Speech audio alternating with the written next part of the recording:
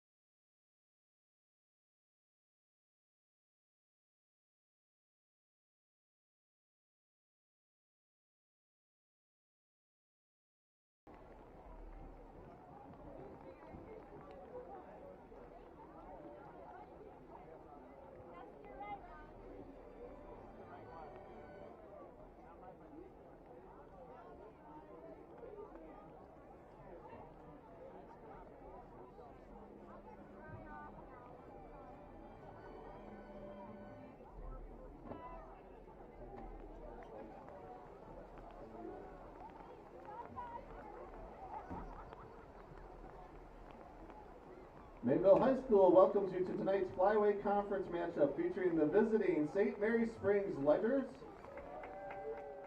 and your Mayville Cardinals. We remind you that interscholastic events are an extension of the classroom and that lessons are best learned when respect is shown to all. Please let your good sportsmanship show during the game. Parents of young children here tonight are asked to please be aware of where your children are and assist with their supervision. Tonight is Parent Senior Night, and while Mayville football will only announce the seniors and their parents on this special evening, we'd like to take a moment to recognize all families of Mayville football. At this time, we ask the parents of our freshmen, sophomore, and junior athletes to please stand and be acknowledged for your dedication to our football program. Let's all give a round of applause for all of our dedicated parents.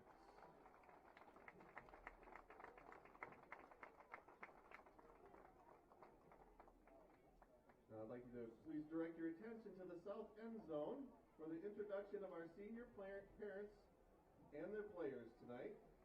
The Cardinal football program and the athletic department would like to thank all our families for their dedication and support to Mayville Cardinal athletics. And here are our seniors. Jeff and Carrie Rodeman, parents of number 3, Cohen Rodeman. Ryan and Bethany Borchert, parents of number 4, Peyton Borchert.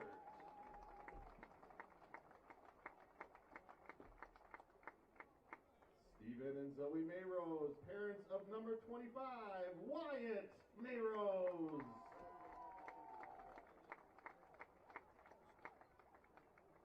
Scott and Lisa Zimmer, parents of number 36, Kasten Zimmer.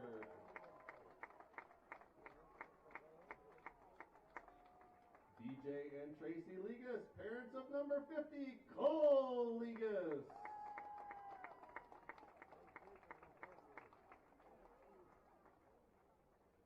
Keith Pastorius and Amanda Haney, parents of number 58, Austin Pastorius.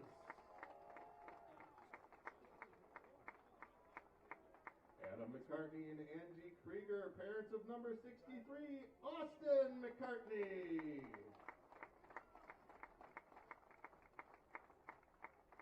Anthony and Tracy Weigline, parents of number 66, Braden Weigline.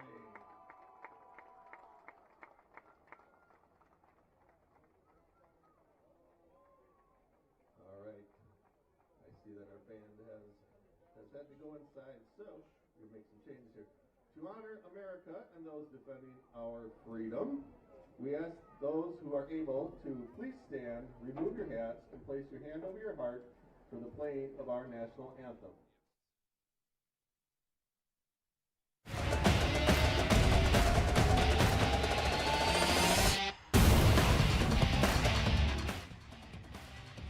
From Mayville High School, welcome to the Thursday Night Throwdown on WSN. Tonight, it's a Week 8 clash in the Flyweight Conference featuring the Fond du Lac St. Mary's Springs Academy Ledgers taking on the Mayville Cardinals. And greetings, everybody. Bob Brainerd, along with the Hall of Fame coach. He is Dan Brunner. John Pearson joins us from the sidelines shortly. Dan, this matchup in the Flyweight Conference, it's always a good one, but especially of late where the Cardinals have had the number of the Ledgers. Yeah, they have. They've won the last 3, and they're coming off a state championship runner-up season, so they're coming into this game with a lot of confidence. A lot of confidence, and senior night here as well for the Cardinals. Now, the Ledgers under legendary coach Bob Hyland, for many years they've run the wing T offense. Yep. They still do it, but they've tweaked a little bit more spread thrown in there, and that has made their quarterback even more comfortable in his skin. Absolutely. Max Bauer, typically you see the Ledgers running, as you said, a wing T. They've gone to more of a shotgun spread, take a little more burden off of him as an option quarterback. He still is an effective dual-threat quarterback in this offense, though. Puts a lot of pressure on this Mayville defense to try to slow this Ledgers offensive train down, and they've got just the guy who will be licking his chops to try to do that. Oh, yeah, Cole Ligas. He's a two-way guy, but he earns his bread and butter on the defensive line, and he will spend a lot of time in the Ledger backfield if they don't keep him from doing that. He will be a force tonight. Week 8, the Thursday Night Throwdown here in the Flyweight Conference between Springs and Mayville. Kickoff is coming up next.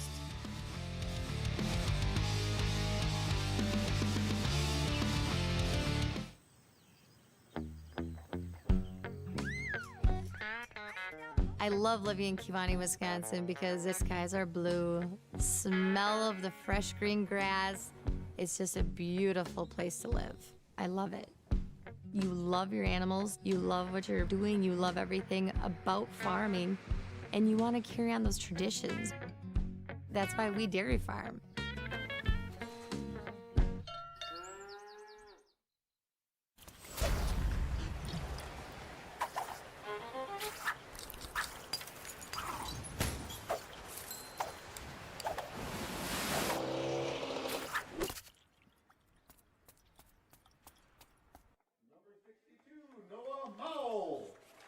Back here at Mayville High School, Dan and I shot that open pre-recorded just in time because as soon as that happened earlier, about 20 minutes ago, we had a rain shower that blasted through, but the rains have stopped. It's just going to make this grass field a little soggier for this Week 8 showdown between Springs and Mayville.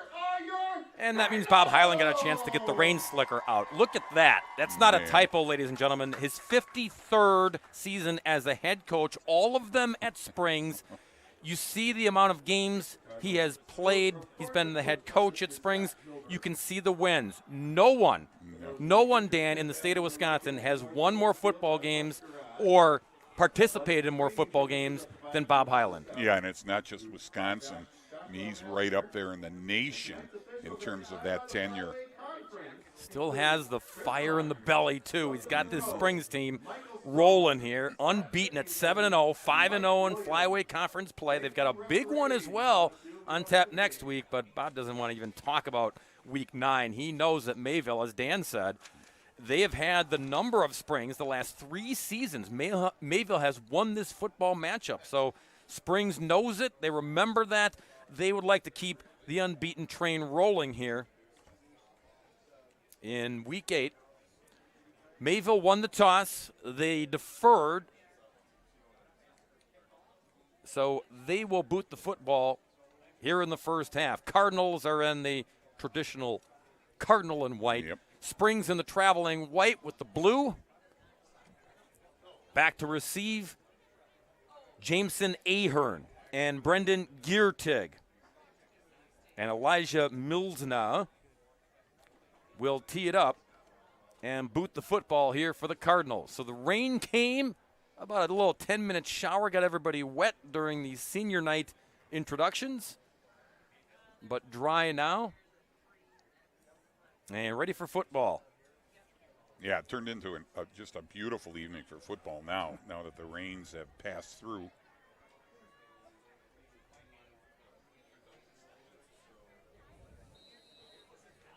And here we go. From Mayville, Wisconsin, low line drive, and it's fielded, picked up at the 19-yard line. That's Ahern with it, and Ahern still on his feet down the sidelines. So Jameson Ahern just kept churning as the blockers kept giving him a lane. Yeah, you see, bobbled the ball, picked it up, and still got a lane to proceed down that left sideline. Ahern's one of the wide receivers in this offense. And Max Bauer at the controls. Dan talked about him. 10 touchdowns, 2 interceptions, but he's also run for 6 on the ground. He's a talented quarterback. Again, a dual threat. He's got 488 yards and 6 TDs running, and he can do it through the air too. He's also a baseball player at Springs with a strong arm, and he uses that slinging this football around. Snap and the give, and not much running room that time. J.T. Koenigs, the senior running back. Yeah, you'll see on the replay here, Braden Weiglein shot through like a rocket from his middle linebacker position for no gain. Koenigs has been battling some nagging injuries as the season has gone on. No gain there, 2nd down and 10. Looking to throw. Caught. And then you talk about moving the feet and just keep on going. John Kuhn with a 1st down.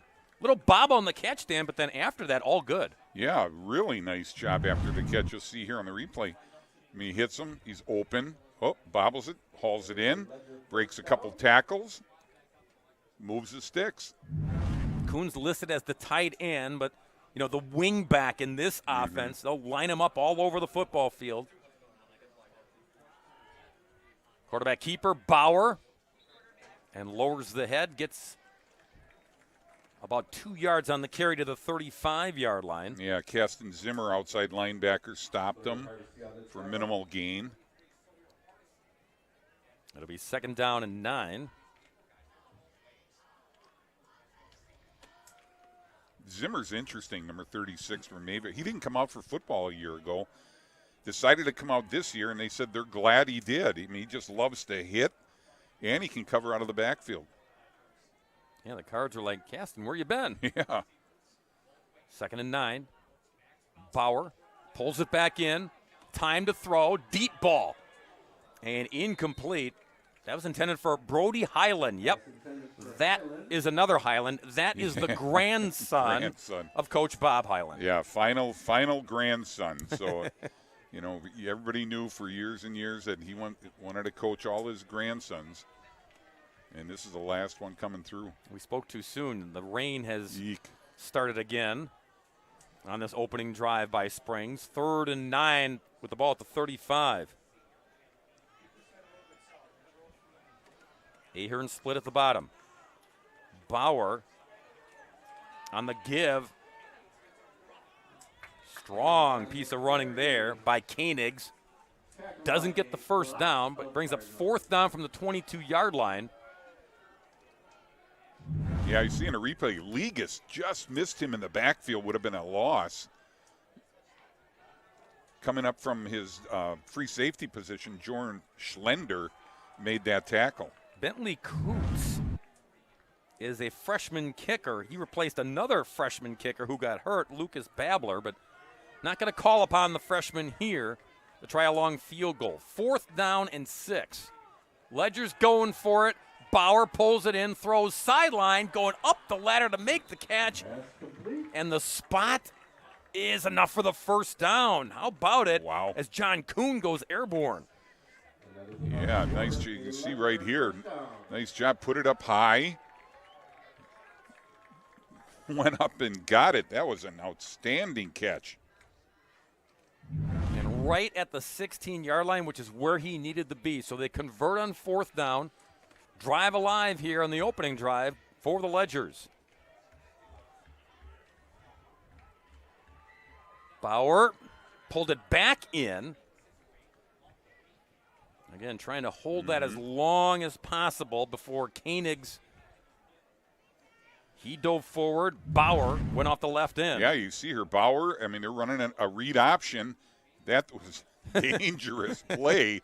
That ball almost ended up on the turf had Bauer not corralled it. And then Koenigs thought, I'm getting this pigskin here, and Bauer said, nope. Yeah. Gain of 2, 2nd down and 8, Springs.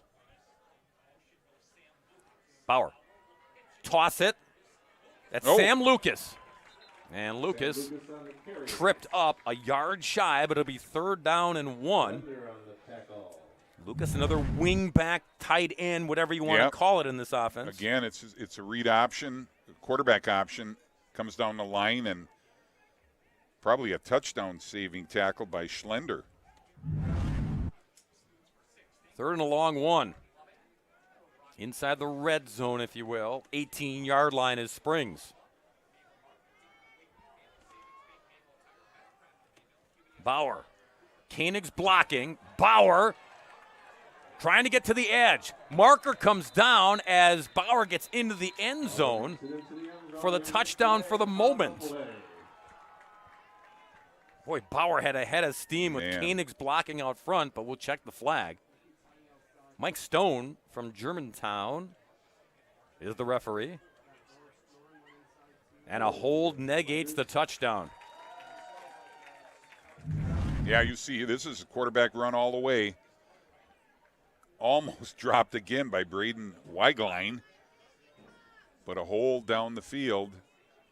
And Bauer knows how to lower his shoulder when he has to. Now you saw the marker come in, so somewhere just above the Bauer run, somebody from Springs with a tug to negate 6. Yeah, and it was pretty far down the field, so I mean, you still only have 3rd and 1. Yeah, that's the good news. Bauer going to keep it himself. And no touchdown, but the first down, mission accomplished. Moves the chains again to the 13. Yeah, Ligas and Pastorius. Their nose guard, very inexperienced, but making the most of his playing time and has really turned into a solid defensive lineman. What an impressive drive by Springs, and it ain't over yet. No. Chewing up a lot of first quarter clock. 1st and 10 from the 13. Bauer, corner out, and it's broken up. At the last second by Rodeman. Yeah, intended for Brody Highland. There, you see on the replay here, nice ball, good coverage. Rodeman, double duty guys. Their quarterback, he's also their best cover guy, and he did a great job on that one. Yeah, he just read the eyes of Highland that time. Yeah. And stuck the paw up when he needed to. Yeah, first team all-conference defensive back a year ago. Dad Jeff is on the staff here at Mayville. Yep. 2nd and 10. Go to the ground. Koenigs. No, I beg your pardon. Straight ahead. They fake. No, it was Koenigs. Oh, yeah. Okay.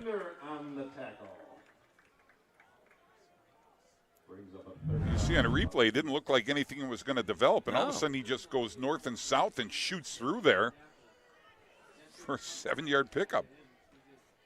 8-yard pickup. Thought for a moment that Bauer pulled it back in, and glad he didn't, because Koenig's major yardage makes it 3rd down and a couple. Back to Koenig's, straight ahead this time. He's hit hard at the line of scrimmage, but he leans forward to get him close here. It's going to be 4th down and a yard. Yeah, good, solid tackle by Parker Elbis. So no question again here. Bob Highland says no field goal. I want to see 6 paying off on this opening drive, and we're halfway through the first period. Yeah, no kidding. At the 4. 4th and 1 Springs. No. Jump. No flag. Koenigs still grinding. I don't know. You saw one of the Cardinals jump, but apparently jumped back in time. And we shall see on the spot. Koenig's really running hard on this opening drive. You're going to measure. Yeah, it's going to be close. Yeah. Well, you see on the replay here, he was met right at the line of scrimmage by guess who? Cole Ligas, number 50.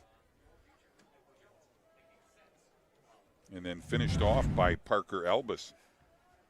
This is going to be very close. I think so, too. How close? Not enough. Big stop by Mayville. Over 6 minutes of the first quarter chewed up. And Springs gets stopped inside the 5. So, Cardinals bend but do not break. And now their offense comes out. Scott Hilber, the head coach, also the OC.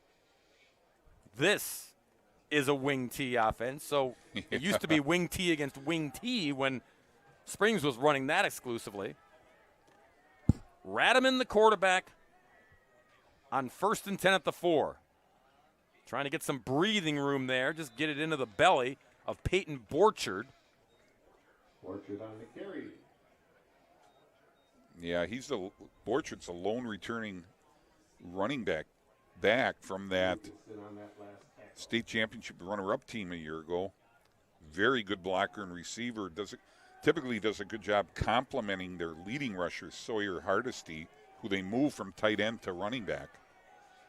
Borchard got a couple. 2nd down and 8. Quick give. And Borchard blasts his way to a 1st down. Little inside-outside action there, Dan. Yep, absolutely. You see in the replay again, the guards that pull out there, the keys, their 2 pulling guards are Cole Legas and Logan Sarita. This Springs defense has been stingy all year long. They've only given up 24 total points in the first 7 weeks of action. So when you get opportunities to get anywhere close to the end zone or anywhere close enough to get points, you better take them because this defense is really stout. Yeah, absolutely. That carry by their leading ball carrier, Sawyer Hardesty. Again, he said he's a converted tight end, has a good burst when he gets near the goal line. And most of the time, that's the guy opponents try to stop. Yeah, he's number 33. Got the target on his back. Yep. 2nd down and 6. Radaman, again, the quick give. And pushing forward, another nice gain. Makes this 3rd down and 1. Carry there by Hardesty. Yeah, we mentioned Cohen Radaman's defensive prowess. He's also the guy who makes that offense tick. And the quarterback in that wing T offense is the key. He handles it every down. And that's Radaman under center here on 3rd and 1. Going to the wristband here. Toss it. Hardesty backwards. Whoa, man. Stacked up. And it'll bring up 4th down. Oh, it's a 1st down. Got it. Wow. I thought he got stuck right. I did too, Dan. Line of scrimmage. Here we go again on the replay. I mean, that's a picture-perfect form tackle.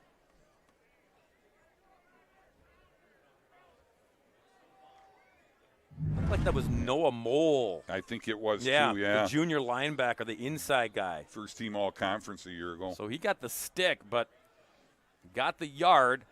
And now looking to pass for the first time on the drive. Incomplete, intended for Borchard. Yeah. He's a good pass catcher out of the backfield when they need him to be. Yeah, very good. Good blocker, good receiver. You know, as we said, he complements Hardesty really well. It'll be 2nd down and 10. Yeah, it's a 3-4 defense that Springs runs. Again, only 24 points allowed in the first 7 weeks. Zach Wilderman is the DC, is also the associate head coach. 2nd and 10 for Scott Hilber's wing T offense. Who's got the football? Radaman does. Throws downfield and jump ball incomplete. Logan Miller was down there. Had to come back slightly, and then joining him was Brandon Giertig to help break it up. Yeah, you see her good fake, good blocking up front. Radaman gets out, and it's not that easy to throw when you're rolling to your left and downfield because he had Logan open.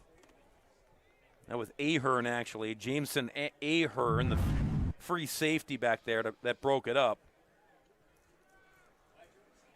So now 3rd down and 10. Couple of passing attempts by the Cards. They've missed the connection. And perhaps a passing down here as well. From the 26.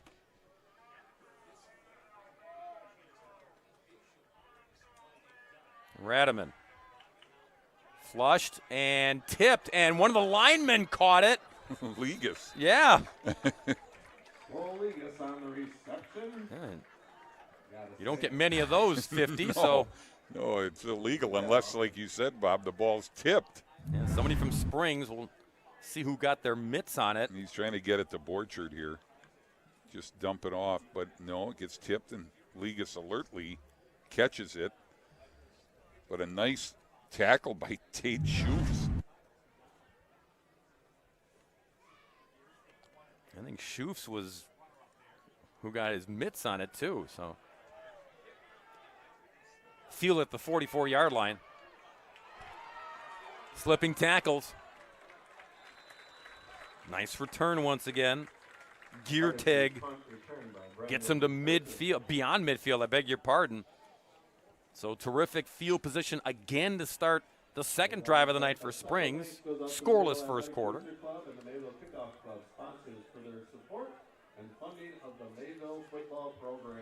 31-0 win over Lomira a week ago. Springs to keep the record unbeaten. Cardinals took care of North Fond du Lac last week.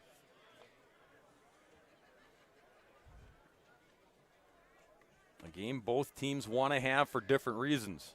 1st and 10 from the 43, and before the snap, we had some movement. Yeah, John Kuhn had a little movement.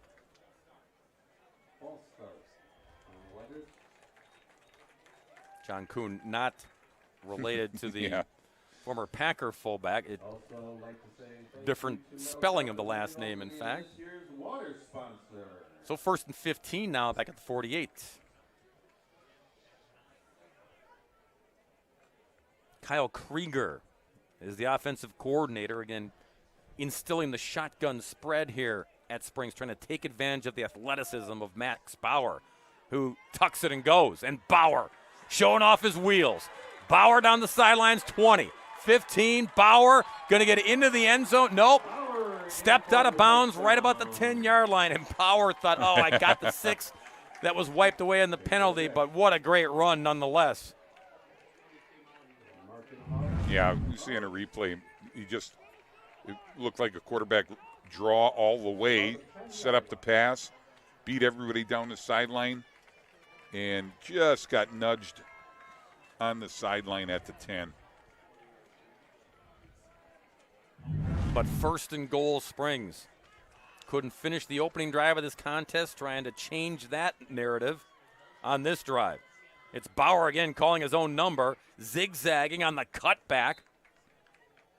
Makes his way to the 5-yard line, 2nd and goal from there. Yeah, the offense wasn't tweaked, Dan, just for Bauer. He had a role in it, but you're trying to take advantage of these wing backs, these receivers. I mean, there's a lot of athleticism in there. You see Lucas, number 1, is a big target. So that's why Kyle Krieger said, hey, I think we can do some really good things with all these athletes. Koenig's one of them. He's met and greeted and tossed down at the 3-yard line by Hardesty. Under a minute to go in the first, 3rd and goal for Springs. Yeah, you can see right here. Again, he's running the read option yet. That time he decided to give. And as you said, Hardesty got him short of the goal line. This Cards defense tasked again to try to come up with a stop. On 3rd and goal, Bauer follows his blockers, gets into the end zone, touchdown Springs.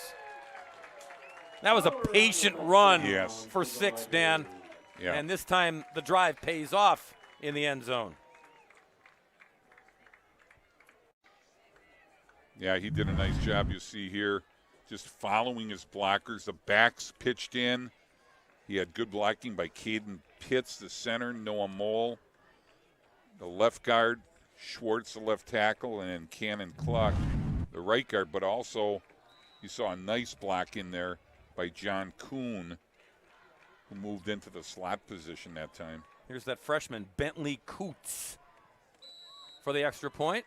Kick is good. 7-0. Ledgers here, late stages of the first quarter. Yeah, good push there. You see them get in there.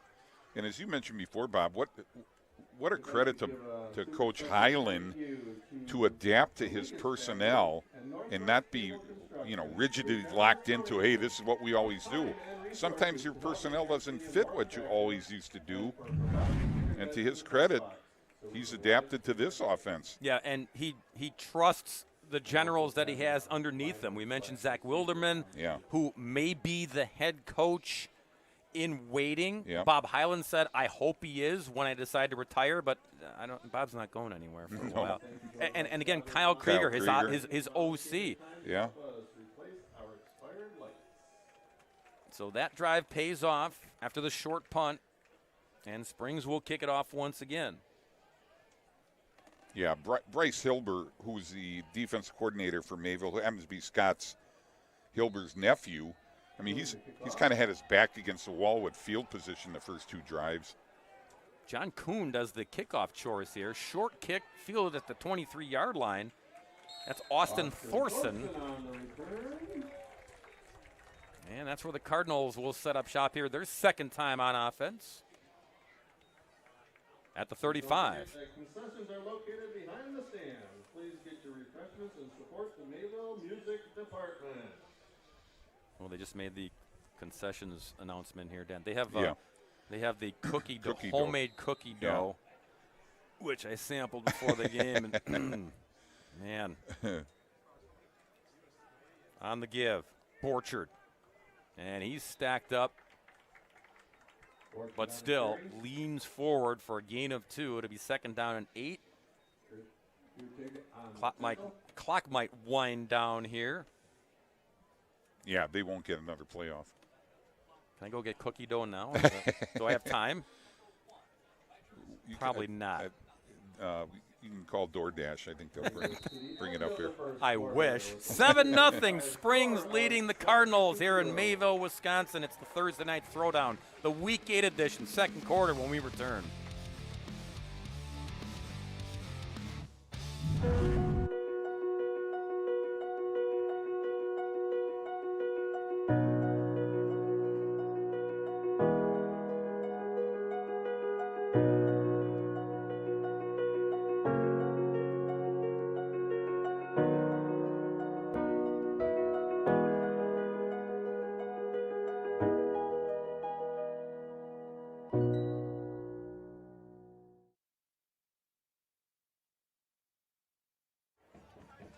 Back here in Mayville, 7-0 Springs. The unbeaten Ledgers trying to stay that way. I mentioned they've got a big Week 9 matchup as well.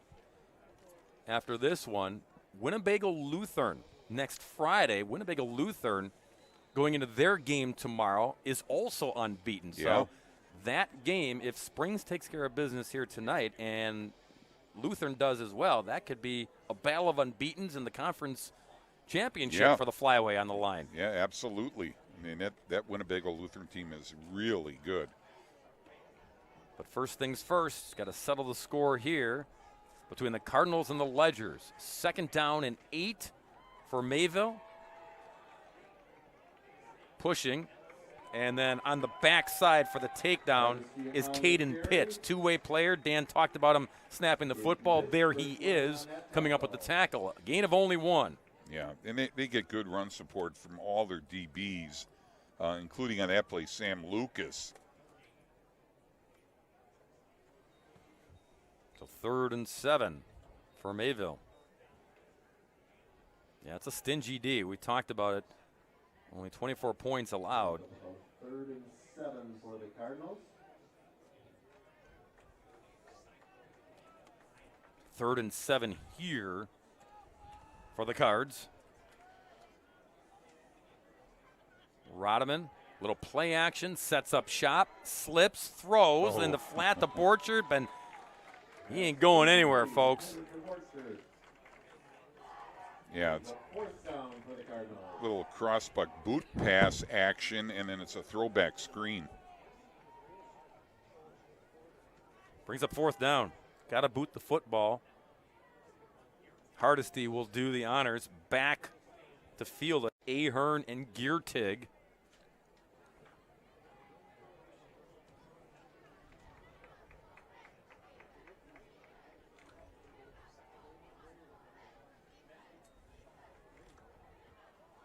Line drive, knuckleball. Giertig. Still on his feet.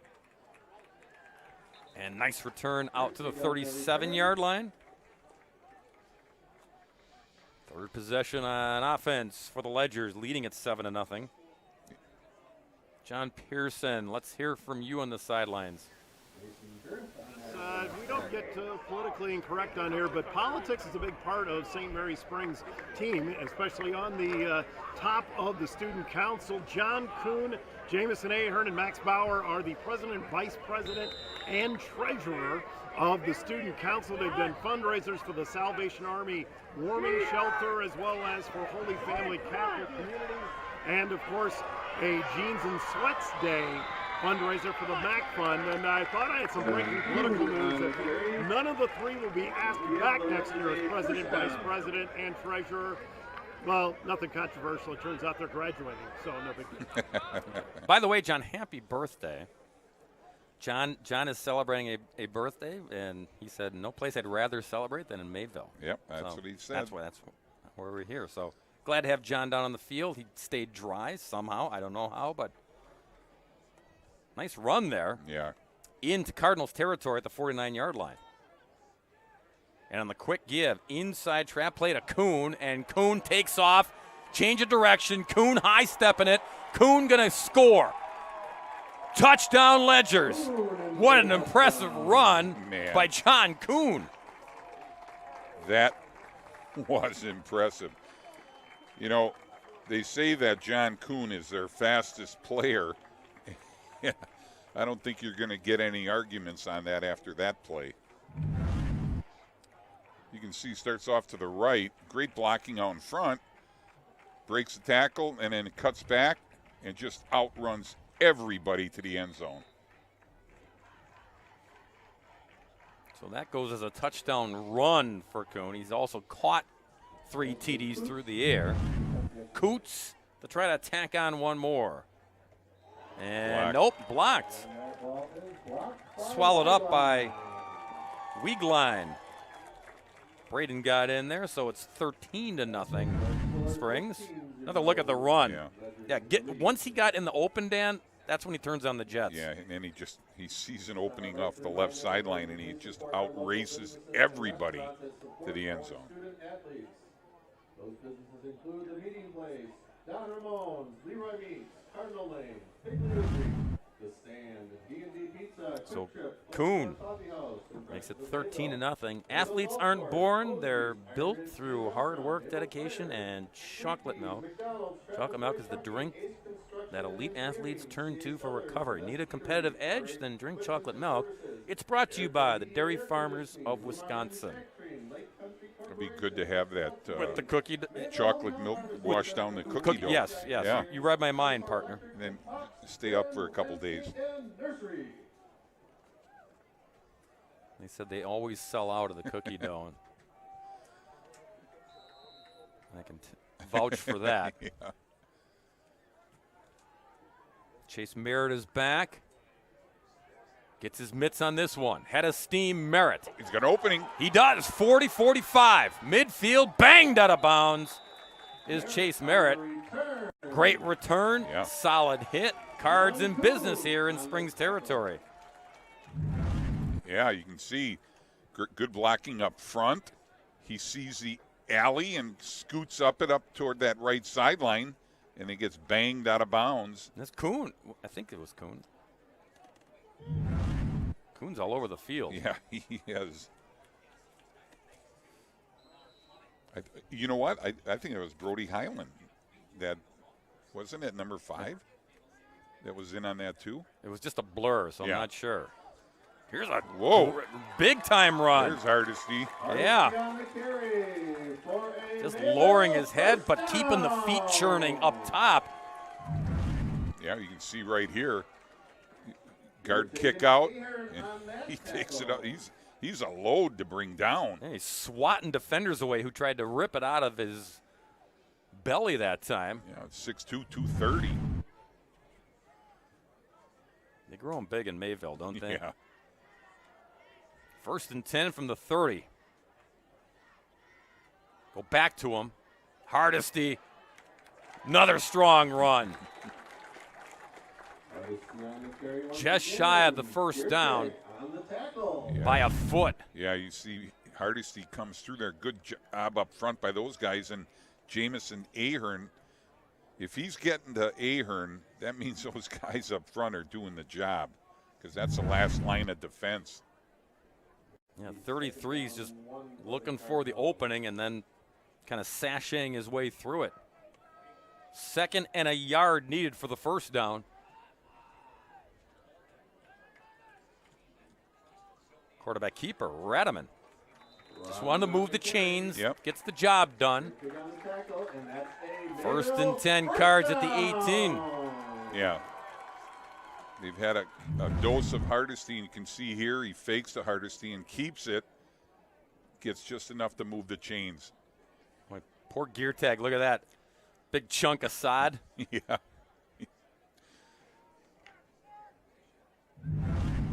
what teammates are for. Clean you up. 1st and 10 Cards on the move. On the give, it's Borchard. And Borchard running hard as well. Man. Well, the Cards have found something somewhere against this very good Ledger's defense. We got a whistle and a marker that came down in the traffic. You can see that. I mean, that's just hard running by Borchard, refusing to go down. But tangled up. Face mask. Oh, boy. Here we go. So that'll be half the distance after the run. 1st and goal for Mayville coming up.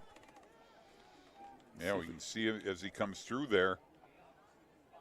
Right at the end of the play. You got a grab and turn there.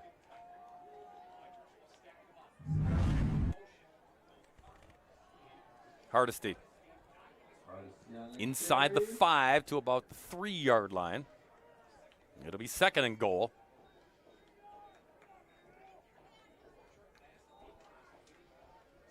Talked about opportunities against this very good defense. When you get them, and Mayville has one now, you have to cash in for points. Yeah, absolutely. They cannot afford not to cash this in. 2nd and goal.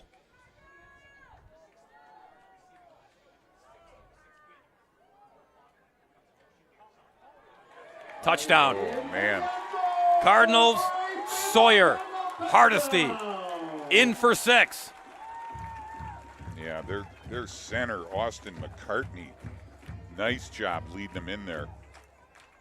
You can see on the replay he's going off the right side, and he got great blocking up front.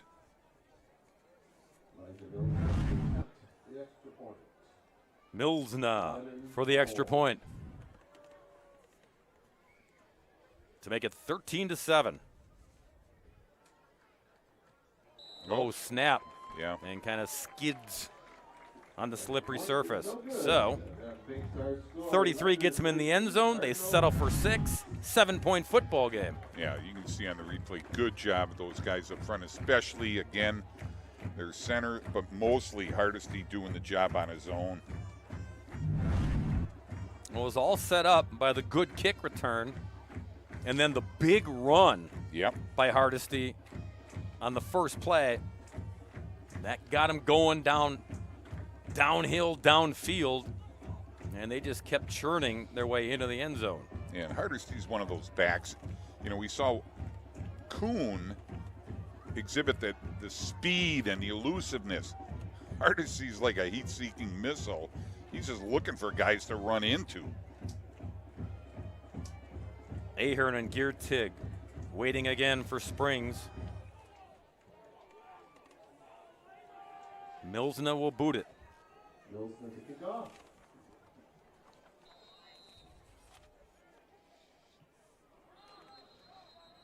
And marker comes in right at the 40. Somebody jumped the gun early for Mayville. That's going to be offsides on the kicking team. So now back to the 35, and Springs, they got to be licking their chops here. Going to get good field position once again.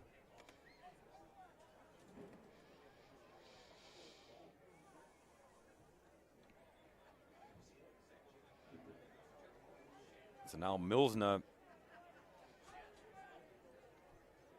he hasn't kicked deep yet. He's tried a couple like pooch and line drive kicks. Bespeckled kicker. Line drive again. Fielded at the 23-yard line.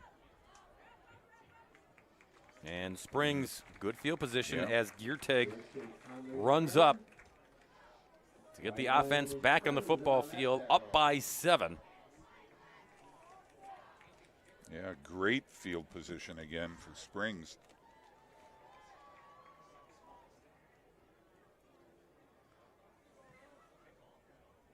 So now Kyle Krieger's offense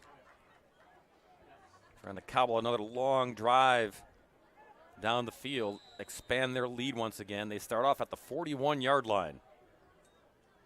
Max Bauer keeps it, pulls it back, lowers his head, and tackle made by Schlender.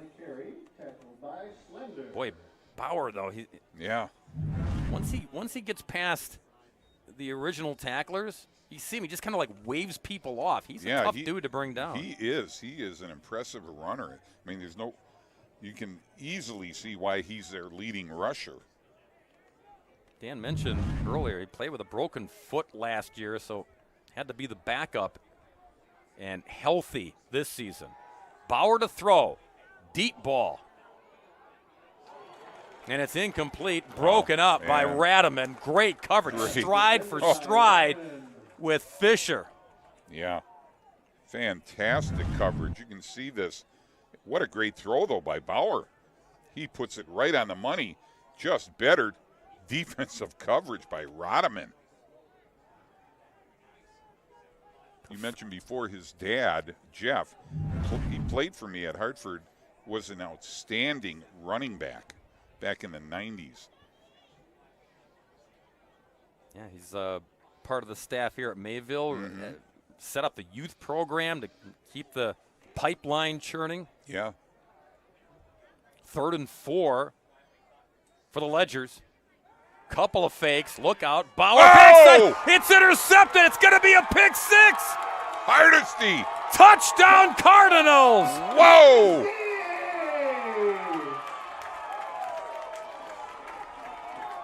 For the pick 6.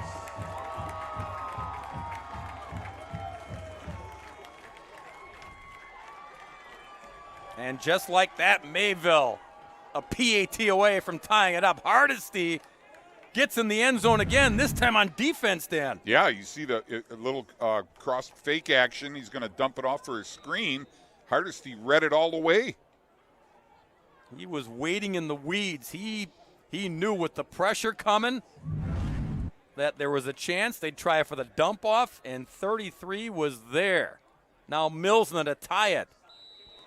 And squeaks it in. We're tied at 13 in Mayville on senior night. And Hardesty, who's a junior, says, how about some junior achievement on senior night? You see right here, he barely had time to see him. Man, what a gift.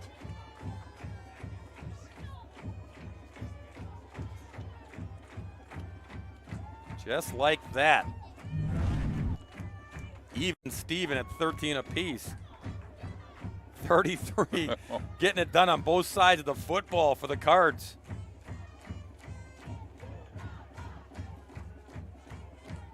Ahern and Giertig again. Milsna again. We just did this. Yeah.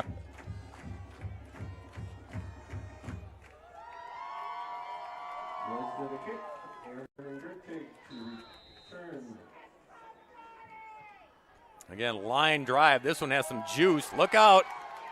They crash into each other. Giertig has it. And Giertig manhandled and then thrown down finally at the 27-yard line. Cards got some life now. Yeah, they do. There's some juice going there. Yep. They turned this football game around in a blink. They did. And that's by far the best kickoff coverage they've had. They don't have that great field position to start for St. Mary's now.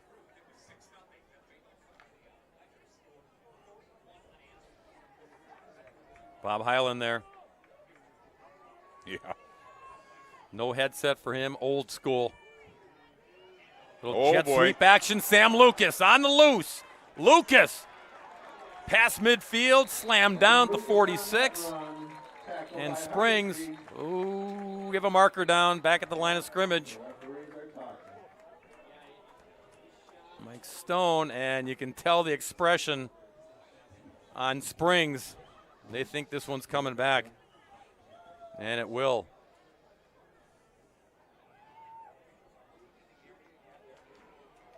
And a hold wipes out a terrific run by Lucas. They'll try it again on first down. But that's exactly what Springs needed. After getting the pick six slammed in their face, they wanted to march it right back down the field. Yeah, and they had a great start other than the hold.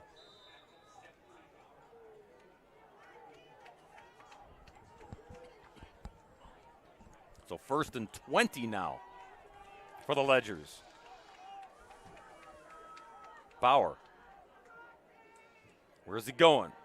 He's calling his own number. A lot of traffic, a lot of Cardinals. Bauer on the carry. No gain, Yeah. maybe a yard, but Cards defense. Yeah, he called his own number here, and they're all over it. And again you're going to see Ligas in on everything. Logan Miller slowed him down, then Ligas finished him off. No gain. Ball back at the 17-yard line. 2nd and 20. 6 minutes to go before halftime.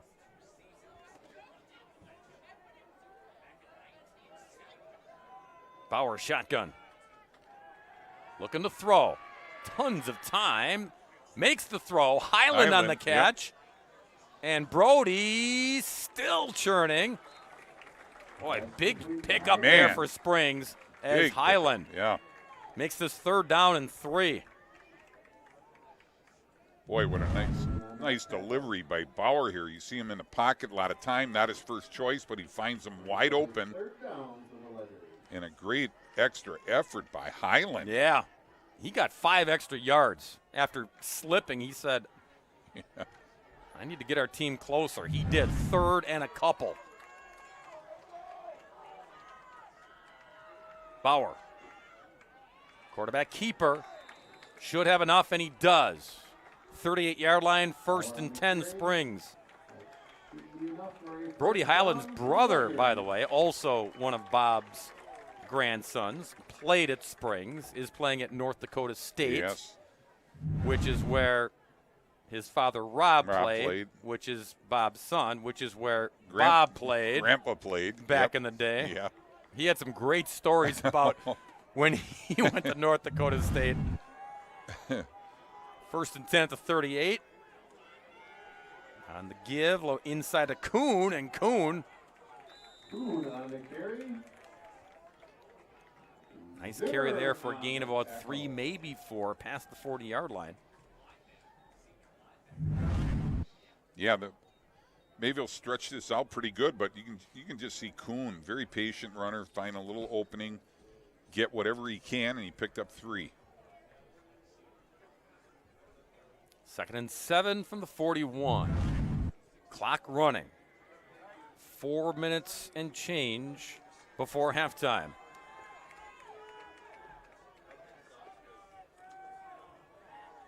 On the give, Koenigs got a yard or 2. On the tackle. Ligas again in on the tackle. This is a recording. It'll be 3rd and 6.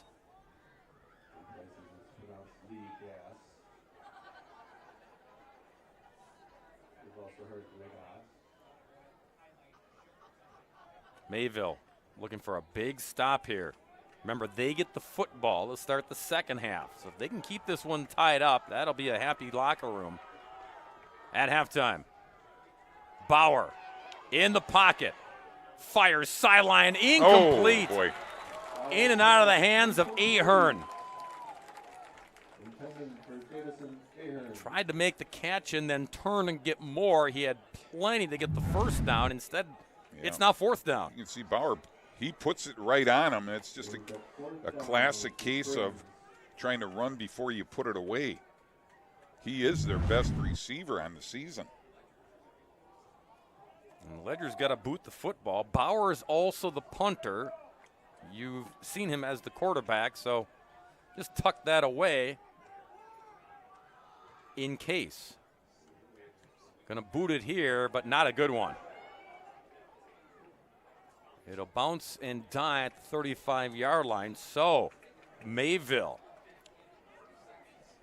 they've tied this football game now. They've got 3 minutes and a few ticks to try to take the lead into the halftime locker room. Yeah, and there's enough time where you don't have to be pass happy as long as you can move the chains a couple times. Both teams have all 3 timeouts here in the first half. Scott Hilber in his 4th year as the head coach. His dad, Alex, Hall of Fame coach back in the day. Legend.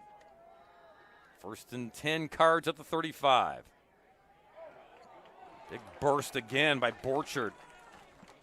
Again, that wing tee, you get all that misdirection.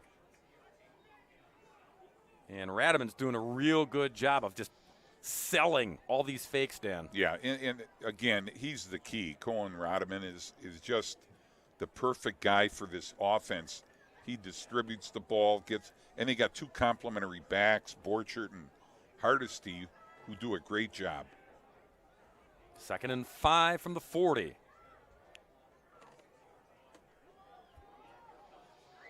Borchard again.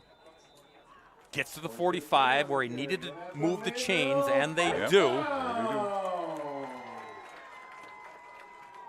And you're right, Dan. They are practicing patience. Don't have to throw it here. No, you see a nice job there. You know, those pulling guards and even left tackle Bennett Schellinger pulled on that play.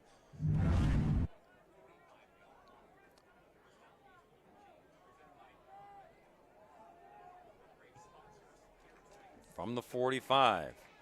2 minutes to go in the second quarter. 1st and 10, Cards. Hardesty, not this time. He's wrapped up. They'll give him a yard, but stingy defense that time by Cannon Cluck.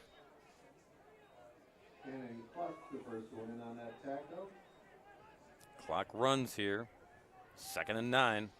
You know, now you're getting in that position where you're going to have to put the ball in the air to chew up some chunks of yardage. They go airborne. Little sideline toss. Catch and cut back. 1st down and then some. Schlender. Yeah. Whistles, however. What do we got? Oh, one of the helmets flew off one of the Cards. So no penalty. 1st down, Mayville. Nice job. Rodman gets the ball out. Nice little move by Schlender to get out in the open field. He's a late bloomer for them, and he's actually turned himself into an all-conference caliber receiver and free safety. Timeout called by the Cardinals. They're first. Scott Hilber now got something to work with here. On the move here at the 38-yard line. Scott's also the athletic director here at Mayville. He rolled out the Cardinal carpet for our Thursday Night Throwdown crew. He didn't make the cookie dough. That was one of the moms below in the concession stand. But yeah.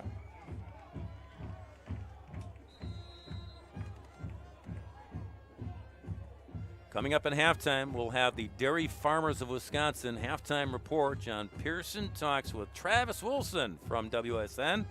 They discuss Thursday Night Throwdown as well as all things Wisconsin high school football playoffs. Stan, the picture's starting to come into focus here because it's week 8, and there are some teams who know they are already in, but there are others who will be fighting tomorrow night and then next week for their playoff lives. Absolutely. 1st and 10 Mayville out of the timeout. Drop back looking to throw. Radaman will just flip it on the pitch, and look at this. Wow. Little ad-lib play, but it works for a first down. A la Brett Favre. Borchert on the other end helping his QB out. Boy, it certainly was. He's his check down safety guy. He had no way to throw it to him, so he just flicked it out there. Favre, Rodgers, like what a. Yeah. They all did it, right? Yep. Clock rolling again under a minute. Little quick toss. Schlender. And he's hit by Giertig. Yeah. Slowed down. Timeout again called by Mayville. They were hoping that play could bust for a lot more than it did. Yeah, Giertig, you can see why he's their leading tackler. Yeah, came in with 62 tackles, did Man. Brendan, from the outside linebacker position. He flies the football. Did it there. So now, 1 timeout remaining for Mayville. They've got 2nd and 6 from the 29-yard line. Looking for points of any nature here before halftime to take the lead in the locker room. Yeah, typically in his wing T sets, some kind of a fake cross-buck boot action gets you one of your receivers deep and then another one coming across. It's probably, certainly in their offense.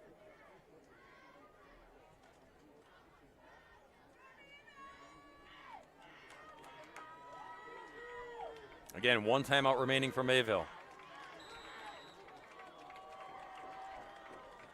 Radaman going shotgun here on 2nd and 6.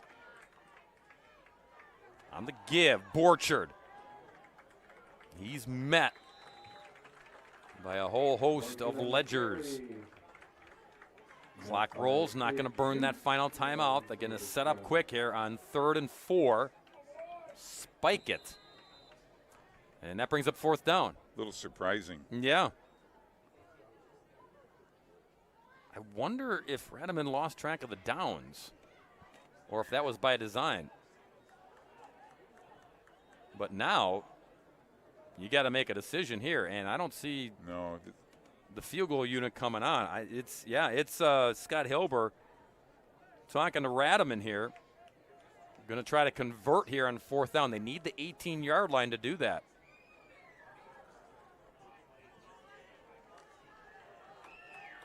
Eschewing the field goal try.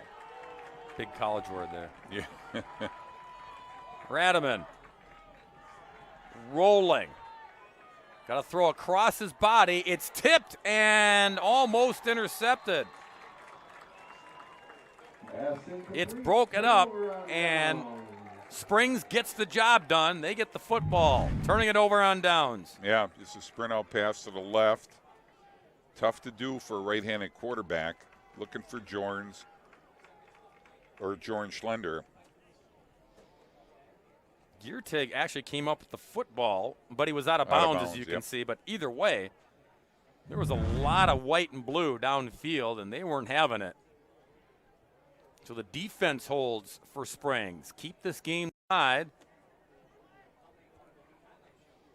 And I would imagine just a kneel down here so that it remains tied at halftime. And Max Bauer says, I agree with you, Mr. Brainerd. Springs 13, Mayville 13. Good half of Flyway Conference football is in the books, and another half to go. And our halftime features Travis Wilson, John Pearson. They're going to talk all prep pigskin at the break. 13-0, you're watching the Thursday Night Throwdown on WSN. Farming is more than just a job because it demands so much of you. Every day I'm with the people that I care about the most. We accomplish or we fail together. Support Wisconsin dairy farmers. Buy Wisconsin cheese and dairy.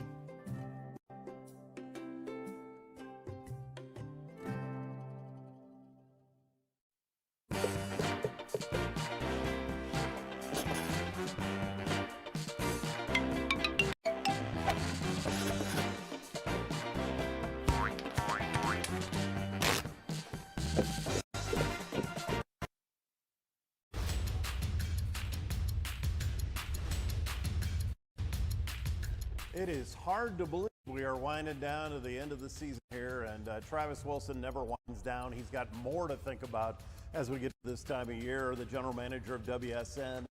We are headed to playoff time. Is it coming into shape more, or are there more kind of stories that have to take place before we have it all figured out? Well, certainly coming into picture a little bit more after week 7, heading into week 8. I think last week we talked about the football playoff qualifying report that we do, looking at who is in, who's on the bubble, who has work to do still. And after week 7, heading into this week, 127 teams have clinched playoff spots. Another 63 are on the bubble. That means that they've got 3 conference wins. One more can clinch a playoff spot for them. And then another 63 teams that are 1 win away from putting themselves onto the bubble. So we're getting a little more clarity. We'll get significant clarity after this week, but there is a lot of variables that come into play, because really, when you start talking about tiebreakers, when you start talking about the pieces that go into the tiebreaker formula, combined conference winning percentage of defeated conference opponents, record versus conference champion, all kinds of variables that go into play. Almost every game in the state has playoff or could have playoff implications, regardless of the record of those teams, because of the tiebreakers. So certainly a lot of intrigue these last couple weeks. Do you notice that the coaches know exactly how it works, or do you have to kind of walk people through it? Like we'll talk about NFL playoffs. Well, there's only a couple of teams, like 4 or 5 teams for the last 2 spots, or the college football, it's 4 spots are available. Usually, and 7 or 8 teams have a chance at it. Can it get too complicated? Do the coaches try and figure it out for you, or do you have they kind of figured it out as time's gone on here? This is the time of year I get a lot of questions, from coaches included, about are we in? Are we close? What happens if? They have a good understanding of what works, but all the nuances and the details and how things impact, they're trying to focus on winning football games, not playoff criteria that goes down to 20 different places. So, some of them do get pretty involved, though. Some of them are already looking at, okay, who could I be playing? And they'll map out who they think will get in, who the teams in their area might be that would be in their division. And they're thinking, okay, I've got to start scouting these couple of teams. So it does vary a little bit. And there's also a lot of new coaches that this is the first year that they've gone through it. They're just kind of trying to stay above water. And so that is one of the reasons that we do our playoff qualifying report on WisSports, why we do our projected football qualifying field after week 7 and after week 8, to give a little bit more clarity. They're not going to be perfect, because with roughly 380 games on the schedule, something like that, 360 games on the schedule the rest of the way, there's a lot of variables that come into play. If I picked one of those games wrong when I do my projections, it could change things. So it is an inexact science, but we try to make it as easy as possible for people. Again, the playoff or the projected field that we put together also then starts to give a little bit of an idea on where things will land from a divisional cut line perspective. That's always a big topic of conversation for those schools that might be close to D1 or going to Division II. They want to have a better idea, and that projected playoff field and cut lines that we do certainly can help with that. There's a lot of formulas that go into that, and a lot early in the season we had some powerhouse programs that got a couple losses, or even more than a couple. How have those schools recovered? I know it's different stories for different schools, but I think there are even some big-time programs, just because they lost a couple, some people forgot all about just how good those programs are. How have those traditional top of the charts type of schools recovered so far? Well, there's 3 in Division I that certainly come into mind. Bayport went 0-2 in the non-conference, kind of dropped off a little bit. We're not in the coaches poll until this week, but they've won 5 in a row, and I think they will be a factor in the playoffs. It looks like it will come down to them in West Appear in week 9 for the FRCC North Conference Championship. Arrowhead is another team that started hot. They looked good in the non-conference, but they are actually 2-3 in Classic 8 play. And, they're kind of headed towards a 4th place finish, quite possibly, or quite likely in the Classic 8. They'll make the playoffs. I'm pretty certain on that. Again, not the kind of year that we thought they might have. They have not been able to beat one of those other top teams in the Classic 8. In Fond du Lac, we talked about a few different times. They started 0-4, but they've rattled off 3 straight wins. They look like they have a good chance to get into the postseason. If they get a couple good wins the next couple weeks, the strength of schedule will be pretty strong. I don't think they get them a home game, but certainly would improve their standing and clinch a playoff spot for the Cardinals. So there are some teams that again started slow, picking it up a little bit, but a team like Arrowhead, they're kind of scuffling, and they've got to get some wins going here towards the end. And sometimes it's fun to see those new names that pop up, the ones that maybe, the programs have been around a long time, but it hasn't been a lot of success over the last few years. Has anybody surprised you from all the way to the big schools, all the way down? There's some teams that have certainly taken steps forward. I think of a team like Winnebago Lutheran. They have a huge Week 9 showdown with St. Mary Springs, where quite possibly both those teams will be undefeated on the season, both of them ranked in the top 2 or 3 in their division. It'll be interesting to see if WLA can unseat Springs as that dominant team in the Flyway Conference. Even the top-ranked team in Division III right now, Port Washington, I got a chance to see them last week in our Quick Trip in Wisconsin Dairy Game of the Week. They were very impressive in beating Plymouth 35-7. That's a team that has had some past success, hadn't really been, towards the top of the standings recently. They had a very good year last year, but Ben Fritsch is an outstanding dual-threat quarterback for them, also plays on defense, just a dynamic player. And very impressed with them. So that's a team that's definitely taken a step forward. Again, the top-ranked team in Division III right now. And I do have to mention before I forget, very impressive showing by Lodi last week. That's a name that we've seen, a number of times. A very good program. They knocked off Columbus, the defending Division IV state champion, our current D5 top-ranked team. Lodi dominated that one 28-0. So really impressive showing by Lodi. A statement win by them. See if maybe Lodi can be that team that can challenge Catholic Memorial in Division IV this year. Yeah, that is where the excitement sometimes comes in, because it's like if you could knock off a school that you're expecting to be there, and it's really exciting during the regular season, and a lot of times the comeuppance comes around like, oh, they remembered just who they are there. How often? I guess I can't you put a percentage on it, but it does seem to happen if you pull off that upset during the season of a team. One of the traditional powers, it does come back around there. How often do you think that happens, I guess, as you seem to be in tune with everything? Well, it takes a little bit for teams to really rise to the top. It's not an overnight thing by any means. So, even beating that perennial power in your league or on your schedule doesn't guarantee that you're going to go on and make it to state or win a state title. And there are often times where teams play a second time in the playoffs because of how regional groupings are assigned. It's pretty common. We've seen it in level 1. We've seen it in level 4. Teams have played during the regular season and then match up in the playoffs. And the old adage is it's hard to beat a team twice. And we certainly do that hold up quite often, where a team gets a win in the regular season, but then the other team gets a win in the postseason. I don't know the exact percentages. It'd be interesting to see, but we do see those matchups come back around sometimes. Of course, we always want to make sure we salute the people that make all these games possible, the sponsors. And one of the exciting parts is the different features that you have with those sponsors that you've come up with that they can take advantage of. Just talk a little about the importance of that and just the response. I know for sure that Jolly Good, I had some friends of mine this week said, oh, I saw that Jolly Good interview you did at the game, and they went and tried it out there. So it's always that positive thing. But when these sponsors can see just the value of being a part of this community-based programming and things like that, talk about the response and just kind of how some of those weekly and year-long sponsorships are going. Well, as we've talked about before, the demand, the interest, the passion around high school sports remains very strong.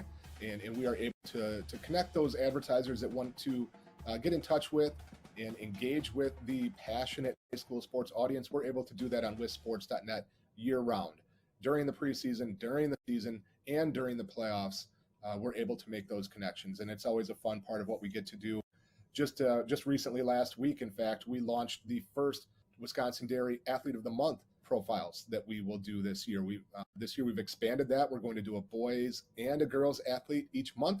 Callie Reich from Abbotsford was our featured girls athlete And then Dustin Nolan from Prairie du Chien was our boys athlete of the month. And of course, Wisconsin Dairy Farmers of Wisconsin, great partners on the Thursday Night Throwdown broadcast. So just another way that we can help engage and connect brands and businesses around the state and organizations with that large and passionate, but very disparate and disconnected high school sports audience. All right, finally, fairly quickly, just a couple of the big matchups that you see that are going to jump out at us this weekend.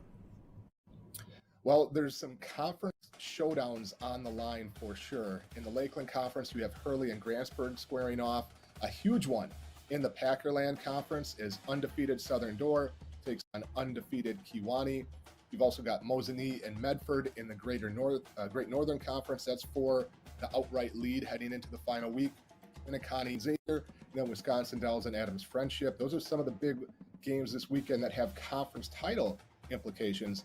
There's a whole bunch that have playoff implications around the state. All right, we know you'll be all over it. Travis Wilson, thanks for joining us, and can't wait to see what you have Friday night and all day Saturday as you get to start exploring just where everything's headed. Thanks, Travis. Sounds good. Thanks, John.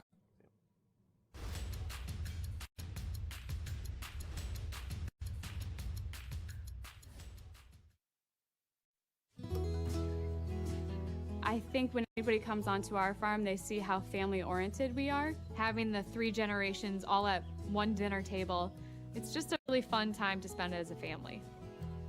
I would love to see them someday taking over the farm as well. You know, that's a farmer's ultimate dream, to see it pass on to the hands of the next generation.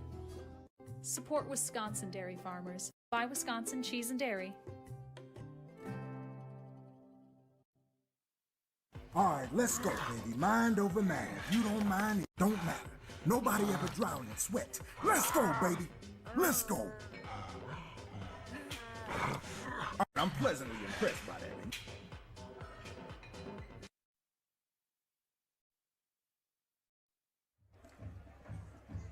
Halftime winding down here at Mayville High School, and our score is Mayville 13, Springs Academy 13. Bob Brainerd, Dan Brunner, the birthday boy, John Pearson on the sidelines, and our terrific crew here on Thursday Night Throwdown. Really good first half of football. We told you that Mayville, they have won the last 3 meetings against Springs, but here comes Springs out of the chute on the opening drive. They got stuffed on 4th down try, but then the second time, Max Bauer went into the end zone for the touchdown, made it pay. 7-0 was the lead after 1. Then they tack on a Kuhn run right here, Dan. This was really impressive, 49 yards. Absolutely, traversed the whole field.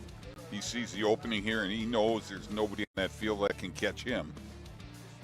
PAT was no good, but it was 13-0 in the second quarter, Springs, but then Mayville starts to get it going.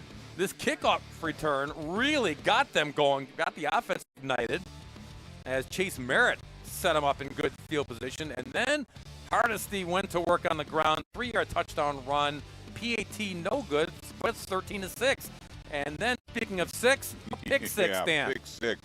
Boy, that first touchdown by Hardesty kind of ignited them, but if it didn't, this pick 6 certainly did. That became a whole different Mayville team after that. So the pendulum swings for Scott Hilber and his Cardinals. They give up 13, but then they get 13, and they get the football to start the second half of this football game. Springs getting loose here as well. Bob Highland, we don't have enough time on the broadcast to run through the resume, but the numbers you need to know. 53rd season as head coach here. 510 wins and counting. Only 115 losses, 2 ties in there, back when we used to have ties, Dan. Yeah. But, I mean, he is number 1 in the state, and I took a peek just to make sure. I mean, there's still some active coaches, but they're not even close. No. You can look at guys like Bill Young, Jerry Sins up at Edgar. I mean, you've got people that have just phenomenal resumes, and then all of a sudden you stack them up against Bob Highland. It's like, whoa, where did this guy come from? I mean, he just they broke the mold after they made Bob Highland. Well, you mentioned Bill Young at Catholic Memorial. He's closing in on his 400th win. Yeah. 400th. He's still 100 and change behind Coach Highland. They have to coach 10 more years and win at least 10 games a year. And guess what? Bob Highland is still winning. Scott Hilber said he's coaching against a walking legend. John Pearson, the birthday boy.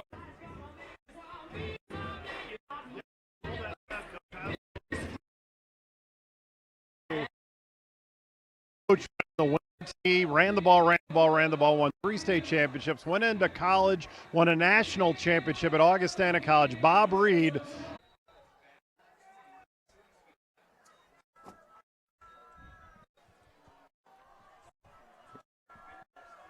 So bring it back to the 45-yard line. 1st and 10 there. No, 1st and 8, rather. Anyway, Bauer gets tripped up just midfield.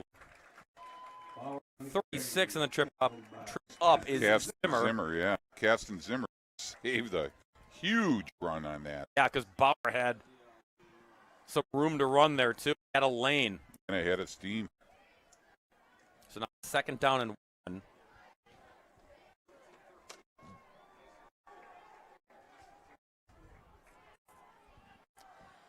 From the 48. Bauer going to little sideline toss to Lucas, Sam Lucas.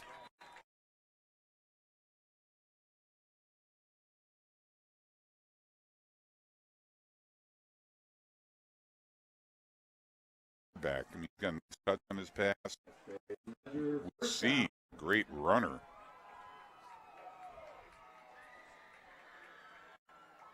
Springs on the move after they thought they had a quick touchdown.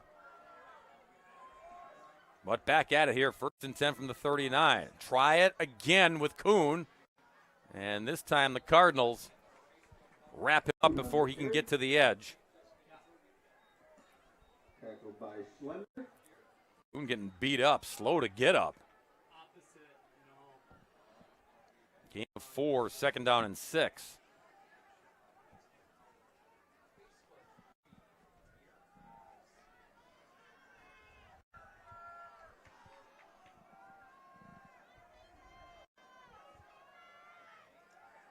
Bauer, toss, going up to get it is Van Horn. Whoa, man. Or Kuhn, rather, and then Kuhn gets leveled. Braden Weiglein.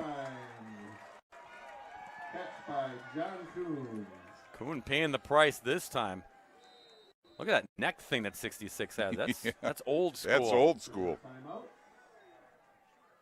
That's the late Bears player Dick Buckus, who passed away. That's why I saw that. It reminded me Buckus. Yeah, Nitschke, those guys all wore those things. Buckus was 80 years old, passed away earlier today. Bears legend. So Scott Hilbert, interested observer here, trying to get his defense to dig in here on 3rd and 5. Mike Stoner, referee, winds it. To the line, the Ledgers. Bauer in the shotgun. Lucas. Upfield he goes, and Lucas running over Cardinals and trying to run into the end zone. He's tripped up. It'll be 1st and goal, Ledgers. What a run by number 1. Absolutely. Relentless effort. Just refusing. No, just won't go down. The guard's out there pulling ahead of him. Guy's getting a block, but this is all on him. Lucas, extra effort. Running people over, stiff arming. Springs knocking on the door. Bauer trying to run it in. Oh, from the backside. Legas again. He just jumped on him like when the older brother beats up the little brother.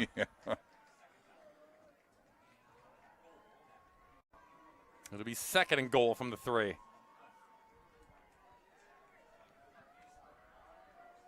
Well, they had one goal line stand in them earlier. We'll see if they have another one. Yeah, it was on the opening drive. Went for it on 4th down, didn't get it. And they've got 3 downs here if they choose. Try to take the lead. From the 3, Bauer.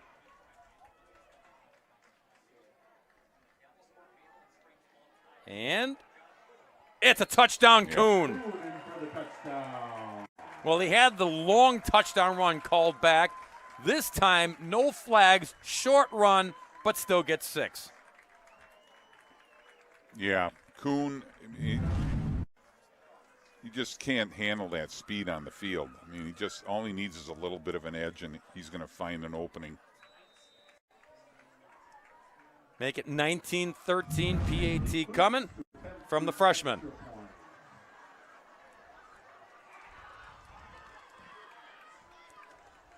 Coots. Got it through. I think it's the only time I've seen a kicker wear 61, but hey, freshman getting it done, 20-13. Kuhn getting it done. His second touchdown run of the evening, Dan. Yeah, he's been impressive. Mayville needs to answer. Dan said earlier, 22 is the fastest player on this team, so when he gets some space and some blocking, then those feet do the rest. And Bob Hyland over there coaching up that offensive line as well. Yeah. He talked about that earlier in the week. He said Yeah. it's a unit, the line is, that's getting better each week. He's been working with them on getting the line downfield to block the linebackers. He wants them to try to get past the first line of defense, get to the linebackers. Because if you get to the linebackers, you can see what Kuhn and Max Bauer can do. You take care of that second level. Yeah. I mean, you're opening up everything for your offense. On the boot. Fielded there by Merritt. Not this time. On the return. Weber with the takedown. That's Pierce Weber, a junior. Good tackle there. 25-yard line. Cardinals now have to answer again. They answered in the first half, scoring 13 unanswered after falling behind by that number.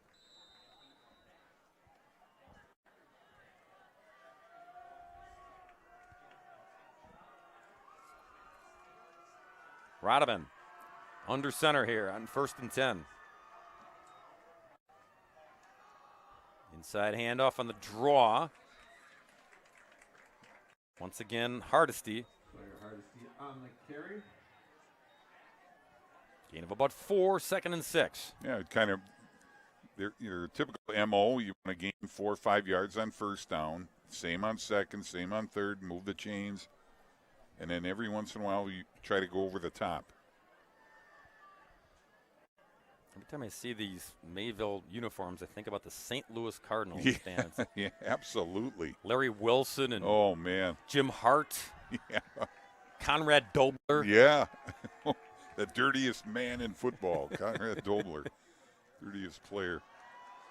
There's Borchard doing his thing. Yeah, Borchard. Oh, running hard as well.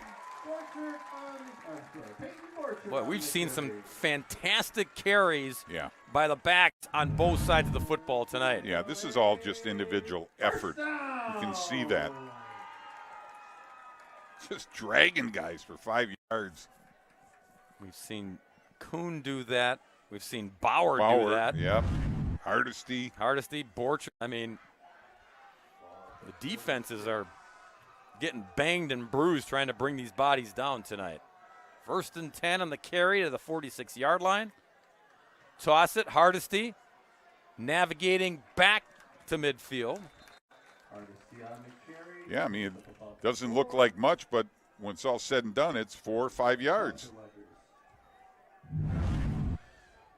Little toss sweep. He knows where to cut it up, when to cut it up, and he finishes his runs.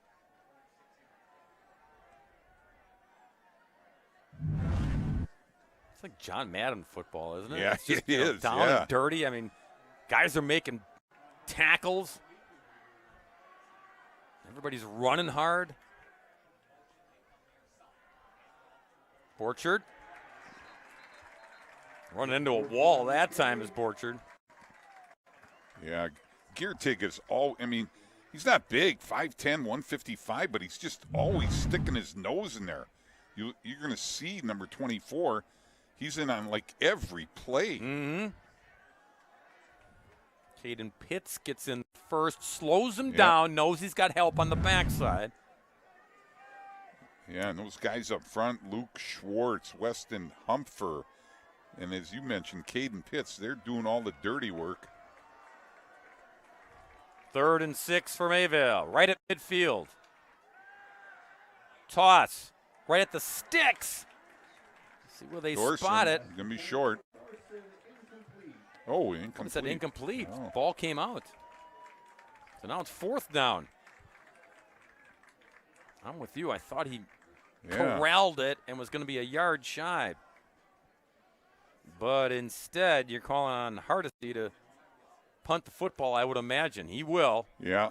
And, if anything, they're trying to flip the field here, get themselves a chance to hold Springs and then get some decent field position.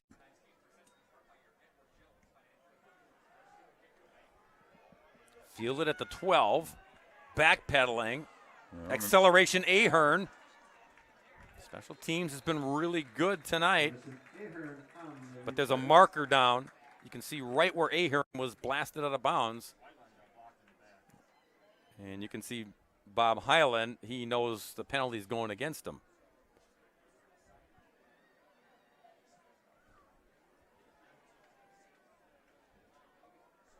Here's Mike Stone again with the call. Another hold. Oh, 2 penalties. Blocking the back and a hold. So blocking the back gives him a better penalty. Yeah, we see the block in the back right there. And you can see the coaching staff, they knew that their guys didn't execute properly. So, precious yards, we shall see. Springs leads it by 7. 1st and 10 from the 27. Bauer keeps it, and down he goes. Weiglein and Ligas. Wow. Yep. Ligas is just so quick to get in the backfield. If he's not disrupting things, he's doing this, Dan. Look at this. Just shoot through there, both those guys.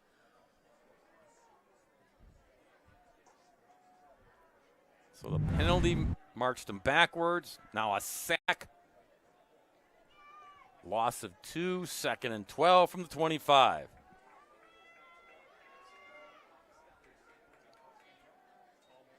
Bauer. Little screen toss to Lucas. Sam Lucas. Yeah, that's been all night long. Yes. Sam Lucas, yards after the catch. Tough guy to bring down. 6'1", $175. And he's really shown a great ability to pick up extra real estate after the catch. Yeah, and their tackles are doing a nice job on those quick hitch screens. They're getting out there and putting a body on a defensive back or an outside linebacker. Better shot here to pick up the 1st down. 3rd and 1. Oh, man. Didn't get it. Whoa. Ebles. Elbis, I beg your pardon, Parker. You did the job to blow the play up and force 4th down. Oh, man. Parker Elbis right there. Coming in for that inside linebacker spot. He snuffed it out. And now Bauer. Again, he's your quarterback. Back in punt formation here. 4th and 4. Merritt is deep.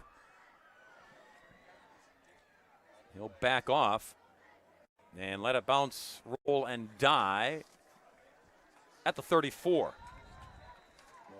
So Mayville holds serve to get the football back, trailing by 7. Late stages here of quarter number 3.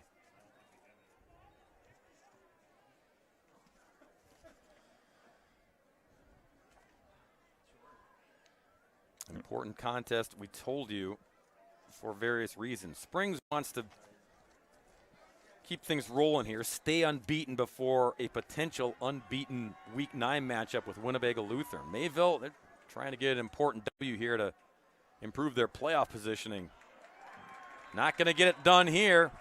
Tackle made in the backfield for a loss. Noah Mole gets in there to blow it up. Yeah, his reputation is a run stopper, and you can certainly see it here. He enters where one of the guards vacated and drops him for a 3-yard loss. Noah was an all-conference defensive lineman last year, Dan. They had a need at linebacker, so they shifted him there. And he has thrived. 2nd down and 13. You got a screen out here. Little screen here. Borchert. Oh, my goodness. Ran into Mole. Wow. Putting on the hits here, gentlemen. Yeah, big-time collision there. 6-yard gain makes it a 3rd and manageable 7.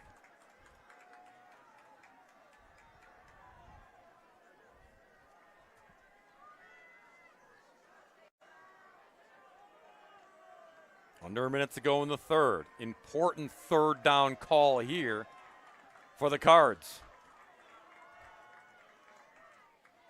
Rodeman, little comebacker and slippage.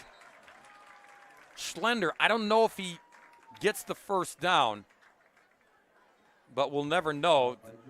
The feet get, yeah, it just kind of came out from underneath him on the, again, it rained pregame here. We saw Schlender in a similar play earlier where he made the first guy miss, and it was kind of the same setup there, but like you said, Bob, the feet came out from under him with the slick field. Hardesty to boot it.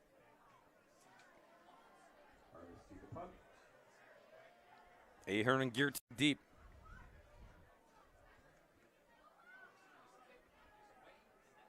End over end roller, fielded, and slippage there. Yeah, here we go, you're right.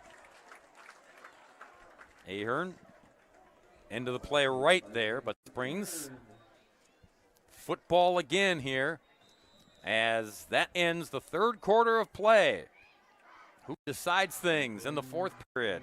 Stick around and find out. Thursday Night Throwdown on WSN has Springs up 20-13 after 3.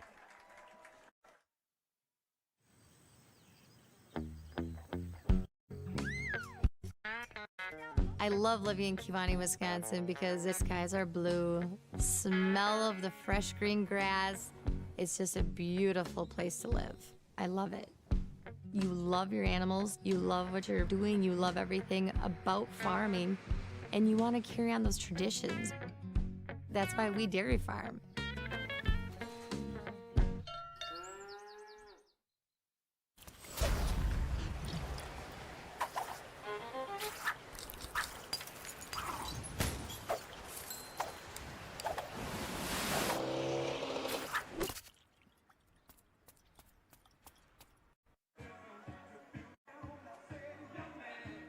Fourth quarter begins here in Mayville by checking in with John Pearson. Now this one has been awfully physical, and it looked like the offenses were challenged in the early part of that half, and the running of Kuhn and Lucas, and then Hardesty and Borchard on the other side were there, but then suddenly it was the defense challenging themselves. No arm tackles, in part because of great form, but also in part because these guys want to run into each other on offense and defense. A little taste of what it's like down on the sidelines there. Not easy to out-talk John Pearson. No. But everyone active on the sidelines here at Mayville. Little toss there to Kuhn to get the 4th quarter going with Springs up by 7. 2nd and 3 at the 30.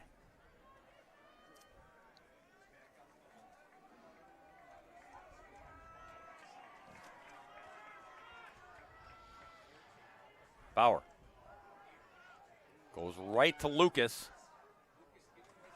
And Lucas again, just when it looks like you got him wrapped up, number 1 says not just yet. Gets him closer here. 3rd and 2 awaits.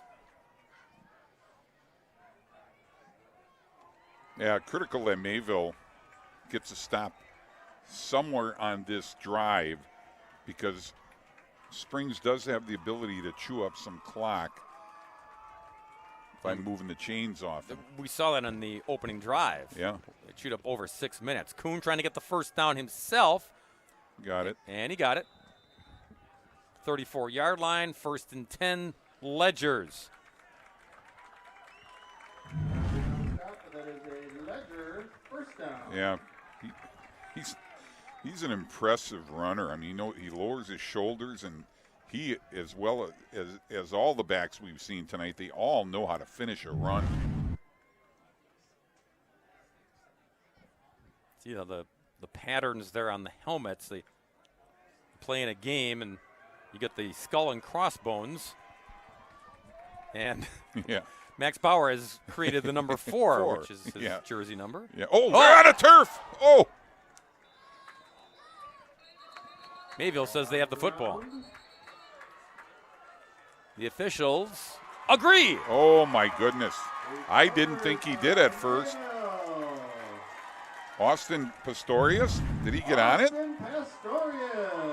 Take another look. Oh, yeah. Never got the exchange. Yep, didn't know he was getting it. And then Bauer was there, but yeah, it squirts out on the backside. So You Bauer. can see Pastorius got in on it late. That's what you do. Just get in on the scrum. Yeah, he's got the Got the football. ball. He's actually wrestling his teammate for it. Exactly. He and Hardesty both had it. Turnover. Cardinals football down by 7. Hardesty straight ahead run. Whoa. This is Dan Brunner football. The coach is enjoying it. Oh, I like that. Man. Right up the gut. Get a hat on a hat, and that guy is hard to bring down. Took 4 guys to bring him down.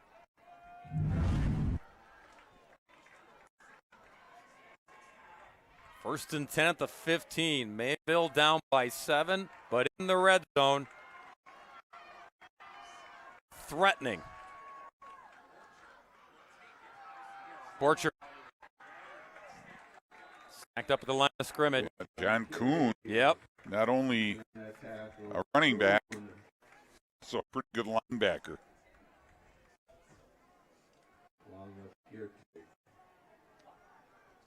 Worth repeating. Coming into the game, Springs only gave up 24 total points in the first 7 weeks of the season. So Mayville got just over half of that total. And touchdown here, getting to 20 and make it a ball game again. Hardesty, no. So they try the left side, nothing there. Maybe a yard.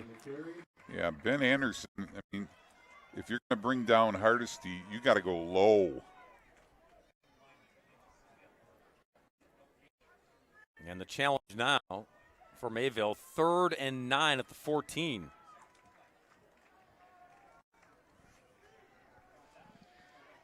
Field goal doesn't do you a whole lot of good here, Dan. No. This is 2-down territory. I would think so. Rodman, under center. Keeps it. Cuts back. And squeezes his way down about the 7-yard line. So now, 4th and a long 2 for Mayville. Boy, it looked for a minute here, Bob, that he had an open path, but he just got disrupted by Riley Brunner, and then, of course, Geertig was in on it. They need about 2.5. 5-yard line will move the chains and make it 1st and goal.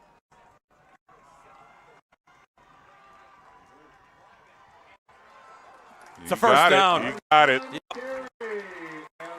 Hardesty.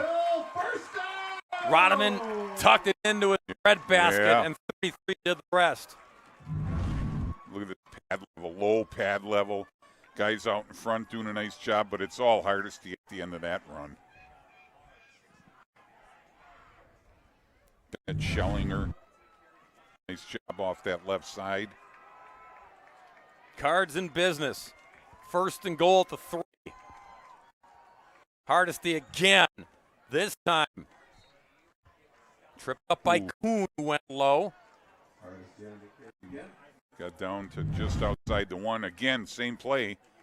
Just a belly off the left side.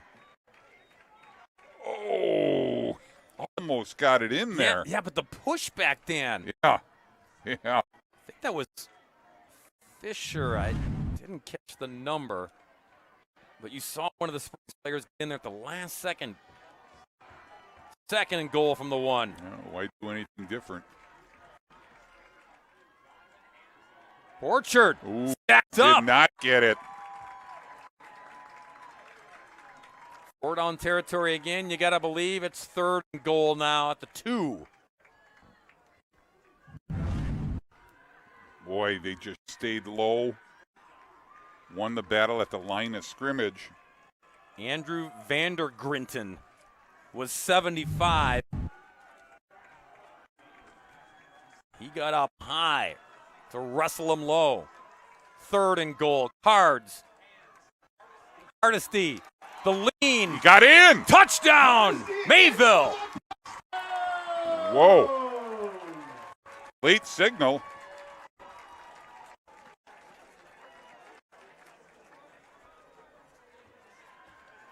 A PAT away from knotting this football game up. The knee. Oh, ooh. No replay in high school. No, not yet. Yeah, the knee was. Guess what? We're going for the lead here. Going for 2. Scott Hilbert wants to roll the dice, and now timeout Springs. Yeah. Bob Highland and his defensive coordinator, Zach Goldman, they want to get everybody lined up here. Critical play coming with just over 6 to go in regulation. Do you like the call, Dan, coming up here to go for 2? I do. I absolutely do. You know, I don't know. I mean, we saw the one PAT that just squeaked over. I mean, I think the chances might be better going for it rather than risking another kick. I mean, Springs, their defense is lights out on PATs. They got a great push up front. And I really don't see them running for this, but I do see them doing some kind of a play action boot, giving Rodman, a pass run option.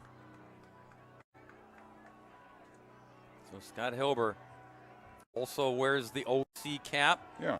Play coming in the wing tee. You've got a lot of options, Yep. a lot of chances here. Little misdirection or just straight ahead football. For 2 in the lead. Trying to throw for it. No one open. But finds an opening. Are you kidding me? Hardesty? Well, that's all Rodman, I'll tell you that. No panic. Knew he couldn't take a sack. Regardless of what you do, that ball's got to go into the end zone somewhere. We see right here, he boots out. Oh, nothing there, nothing there, nothing there. He's going to get sacked. Presence of mind, throw it into the end zone. Hardesty's there. How did he find him? I don't know. You said with the defense bearing down on you, how did he find 33? But he did. Kid's been making plays both sides of the ball tonight and makes another huge one here to give Mayville the lead for the first time tonight. But you know why he found him, Bob? Because they've run that play over and over and over in practice, and you always have a check down guy that it's like when everything goes to heck, you throw the ball here because that's where your check down guy is, and that's exactly what they did. And, of course, Hardesty just so heads up. Man. He's got a nose for the football. He knows where he needs to be. Having a night.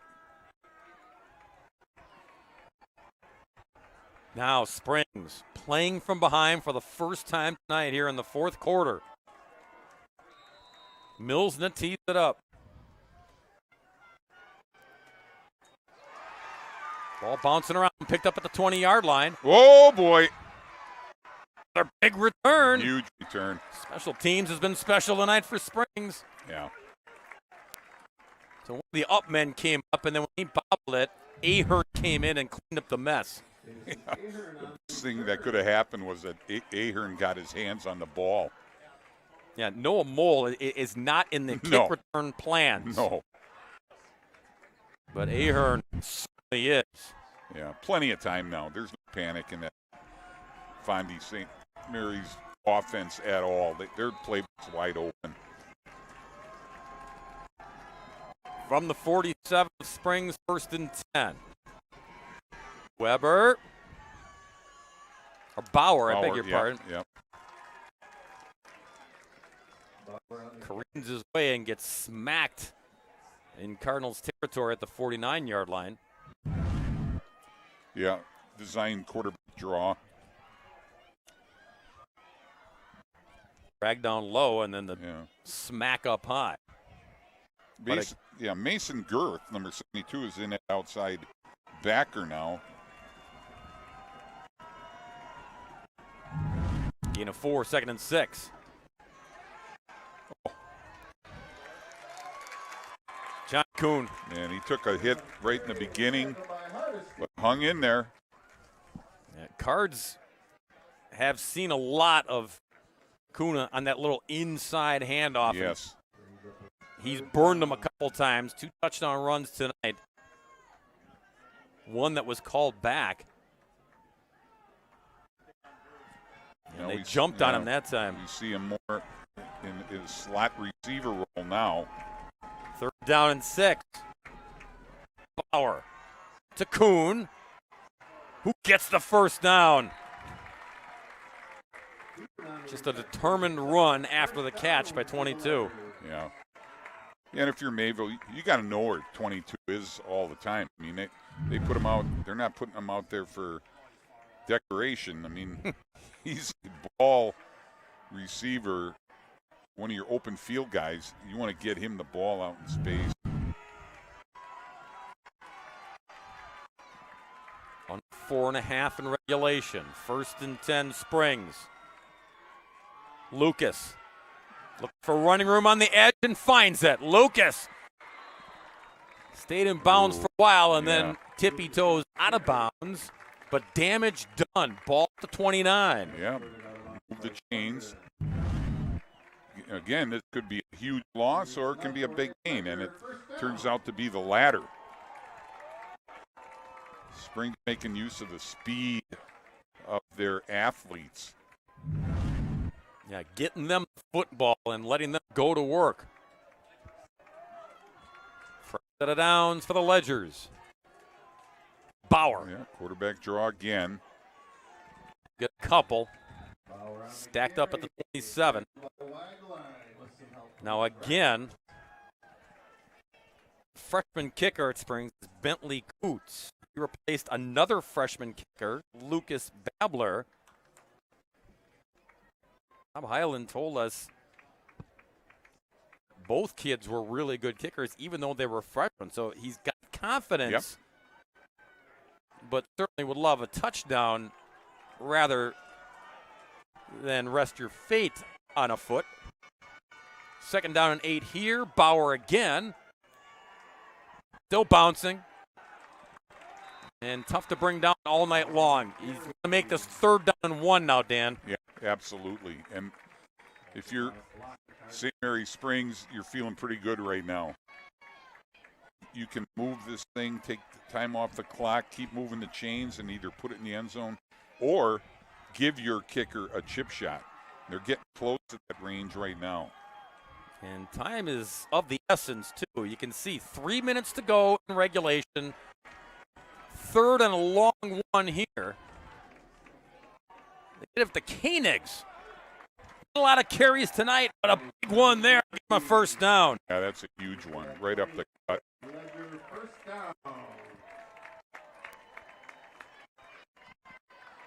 So JD. You see right up the gut. Getting people on people.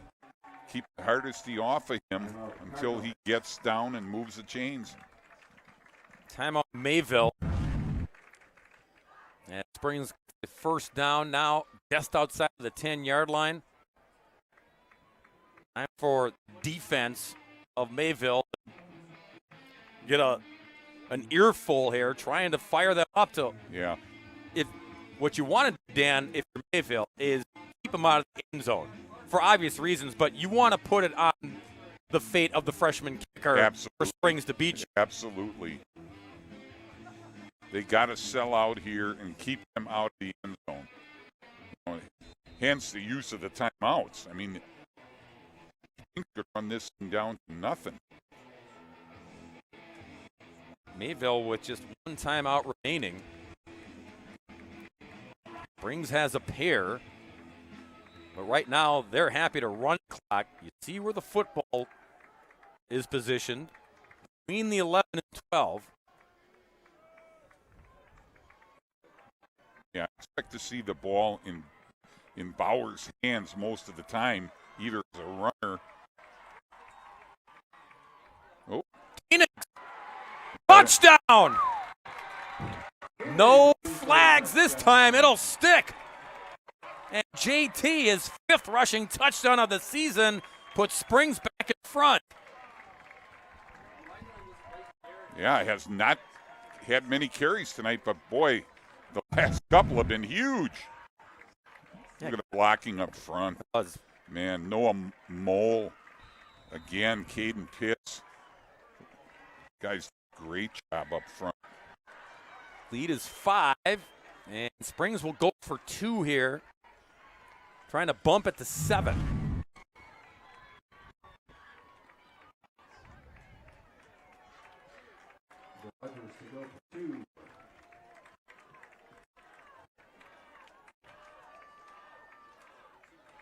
Bauer.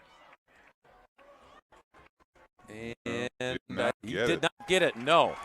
So, Mayville will need a touchdown to win this football game. The lead is only 5 here. You've got 2:40 left and 1 timeout remaining to the Cardinals. They're going to need something on this return. Again, he got stuffed. Weigline doing a good job up front. Jordan Schlender coming from the secondary.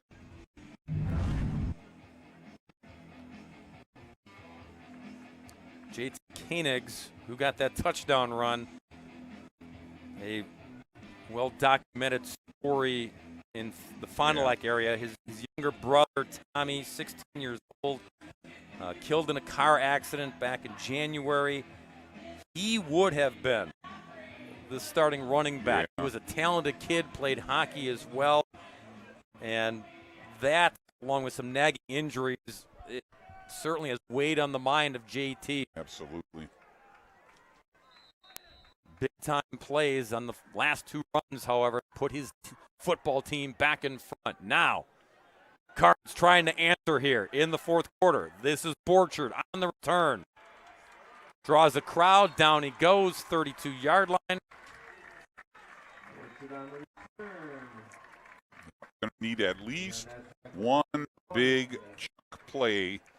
Get this thing going. Now you've got some time to run the football, but not a whole lot. No, and the wing T is not characteristically a passing offense. But you're right. Somehow, through the air on the ground, they need a big chunk. Try it this way with a little screen to Schlender. Giertig. Every time they need a play, Giertig is over there. Yep. It looks like he's got a lane to go. All of a sudden, boop, he's down. Here it is. Got the ball out in space. Looks like he's going to go somewhere. Oh, from behind, Giertig, ankle tackle. He and Kuhn must have been cloned on defense for Springs. Man. They've been everywhere. Got 5, 2nd and 5, 2 minutes to go in regulation.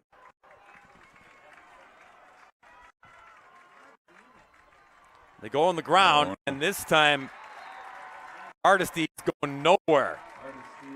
And the clock rolls. Precious time rolling. Cards got to hurry, and they've got 3rd and 6.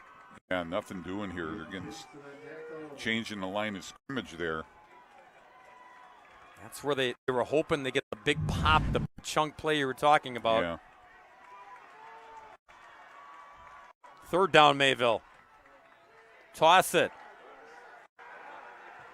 Little trickery. Schlender had no one to throw to downfield. He got the 1st down, however. We'll stop the clock for a moment at the 42. Springs was aware that there might be some hocus pocus going on. Yeah, you got a reverse pass you're trying to set up. It's pretty tough, though. Only had one receiver downfield. Whistles and timeout Springs. They didn't have the personnel set there. No. Once the chain gang got set, the clock rolled again, and Bob Highland and the Ledgers want to get all the personnel straight here. You see the time, 1 timeout remaining for each team now in a 5-point ball game.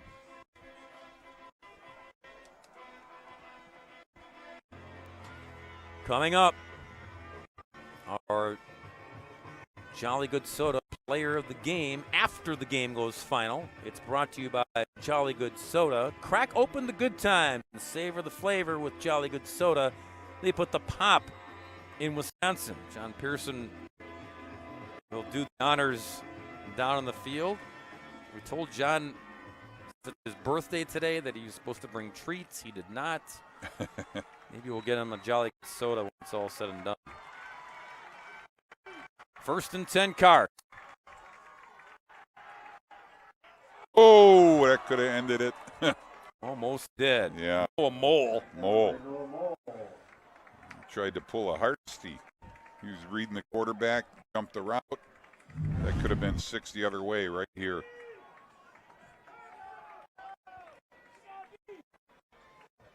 Still life for Mayville with a minute left. 2nd and 10 at the 43.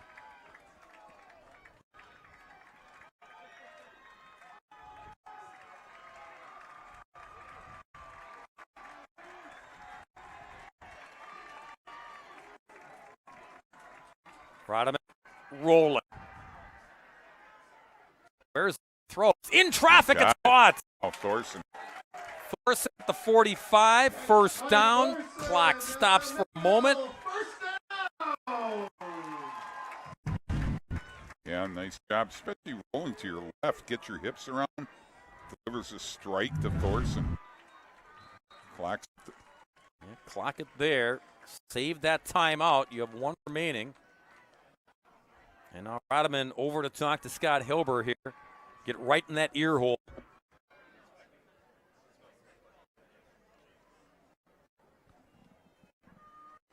You're in Springs territory. You're giving your offense a chance here to at least take a couple shots into the end zone. Got to get them closer, though. Got to move the chains at least 1 more time. Yeah, and Scott Hilber aware of that, looking for that play.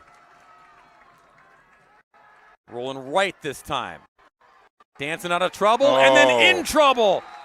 Tackled and thrown down for a sack. Humpner again. Yeah, Winston Humpher again. You know, not tall, but boy, is he a low in the middle. You can see they just, Rodman steps up. You think he's got a shot, but then Humphrey's right there. Timeout Mayville, out of them. And running out of opportunities here. You got a 3rd and 17.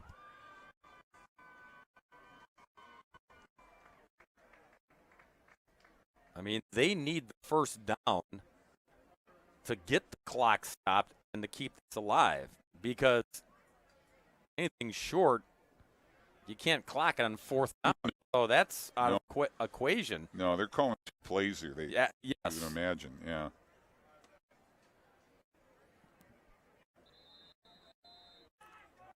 Try to get it, but if you don't get it and you're inbounds, that clock's going to roll. So you got to get back to the line on 4th down and run the play. See what Scott Hilberg dials up here from midfield. They need a big chunk. They need the 33-yard line on 3rd and 17. Rodiman.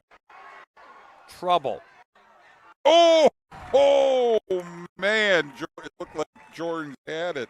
And Schlender was hoping it would trickle off his fingertips and into his hands. He's waiting on the backside, Dan, hoping. Yeah. Oh, yeah, see? Yeah. They both touched it. Jordan Schlender was like right there. And if Schlender gets it, that's a first down. Yeah, Riley Brunner must have got a fingertip on it.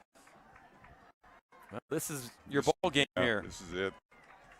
4th and 17.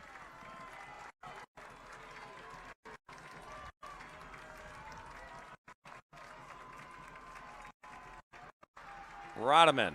Deep drop, throw in traffic, and it's incomplete. Whole bunch of white and blue downfield.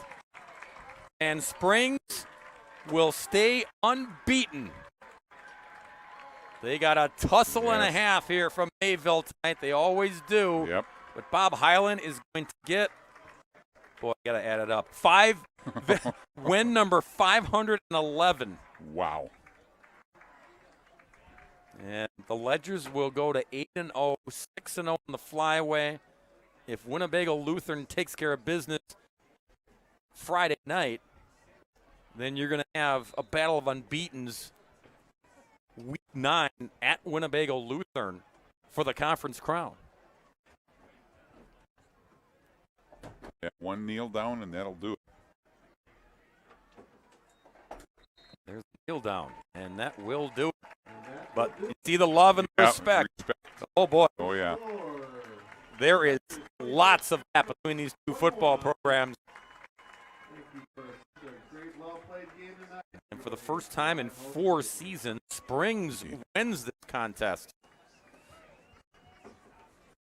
And it goes final, 26-21. Some good football played here, Dan. Some good runs. Really. Some good hits. Yeah. Old-fashioned football. Yeah. Rock'em sock'em football. They'll line it up and shake hands. John Pearson's getting in position.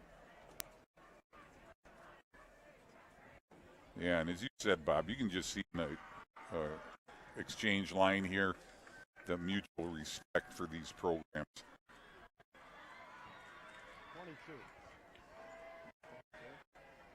We'll take a timeout, step aside. When we come back, our Jolly Good Soda player of the game. Celebration time for someone at Springs. They win at 26-21.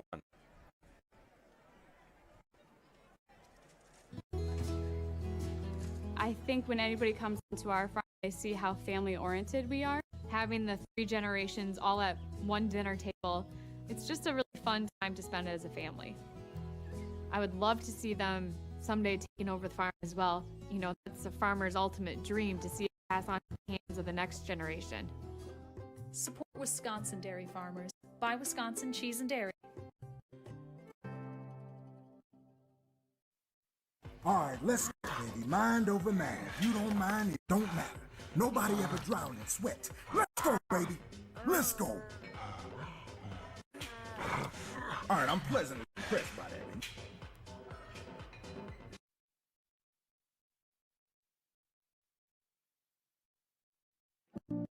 We celebrate the athletes, the buzzer beaters, the record breakers, the wins. Now, it's time to celebrate the people behind it all. The advice givers, the community shapers, the game changers, the life changers. It's time to celebrate our coaches. Join all of us at WSN Sports and show your coach love by sharing their story with #ThankYouCoach.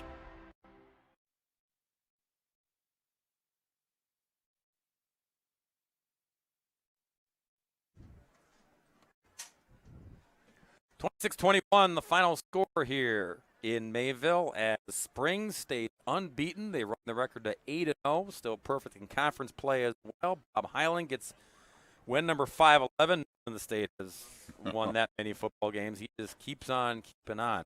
While we have a chance, before we head down to John Pearson for our Jolly Good Soda Player of the Game. We can tell you that Week 9 will be our final Thursday night throwdown game. It'll be next Thursday in Racine. Southeast Conference match between the Racine Case Eagles and the Kenosha Indian Trail. Eagles? Is it Eagles? Hawks. Hawks, yeah. Hawks. Whew. Scared me there for a Yeah, second. you know, like Whitewater. Right. Oh, there. Had to get that in. Hawks and Eagles. Yes. That's Week 9 next Thursday on the Throwdown. All right, John Pearson, the birthday boy, has been surrounded by ledgers. All right, guys. This is probably the hardest hitting game we've had all year long, and I've already attended. There's 2 quick trips right nearby for ice baths for you guys here. And John, let me start with you tonight. John Kuhn joining us. I mean, you took a beating, but you kept getting it, but didn't rub it off, but get a hit. Was this the hardest hitting game, and why were you able to pull it off? For sure. I mean, I just want to do it for my boys, go out there and win. I mean, this is a tough team, so I just want to go out there and help my guys. So. And it always looked like whichever team was behind looked absolutely confident that they could respond here. Is that how it felt? It didn't look like anybody would needed a pep talk in this one. It was just, yep, we're going to do it. Yeah, it was so back and forth. There was so much energy. It was a fun night. So. All right, Max, let me ask you about this too, because you guys did throw new guys at him a little bit. It looked like it was going to be the John Kuhn show for a while, but then that last drive, you needed a couple plays from guys who hadn't touched the ball in a few minutes. Yep. I mean, a lot of it was the John Kuhn show. He did the best he could, but yeah, we like to spread the ball around. We got a lot of good speed, so that's what we like. That's what we like to do. Was it tougher because you've had a lot of blowouts? You guys have been able to dominate, especially on the defensive side. To have to respond in a close game like this, does that add a little even more confidence that you can go up against a tough team like this? Yeah, there's always a little bit extra, especially against Mayville, because they always come every single year and play harder against us. So we know we had to come out and every drive slam it and do the best we can. Okay, and where was that confidence coming from? 'Cause it looked like a couple times they were starting to get your number. Where did the confidence come from? I mean, it just came from the whole entire team's energy. If the team has energy, everybody else should. It can't just come from one person. Okay, and finally, what do you see for this team? Obviously, next week's a great game as well. Yeah. What are you feeling as you besides sore? What do you feel? I'm feeling like we need to work hard this next week at practice. Take it one day at a time, recover. Hopefully get them on Friday. So. All right, the guys have done so well tonight. Even though they're seniors, I think they're going to bring him back as student council president and treasurer next year, guys. An amazing performance tonight on both sides, but St. Mary Springs gets the win. Thank you, John. Thank you, guys. Yeah, it was a special football game. Everybody brought the energy and the hard hits. And, yeah, it was typical Mayville Springs football. It ends, though, with a Springs victory as the Ledgers stay unbeaten through the first 8 weeks of the regular season. That'll do it for all of us here at Mayville. For Dan Brunner, John Pearson, and our entire terrific crew here in Mayville, Bob Brainerd saying so long. Once again, the final score, it's Springs winning it by 5, 26-21. Again, next Thursday night, the throwdown comes to Racine, Wisconsin. As Racine Case takes on Kenosha Indian Trail. Kickoff is 7 p.m. on Thursday. Great night, Wisconsin.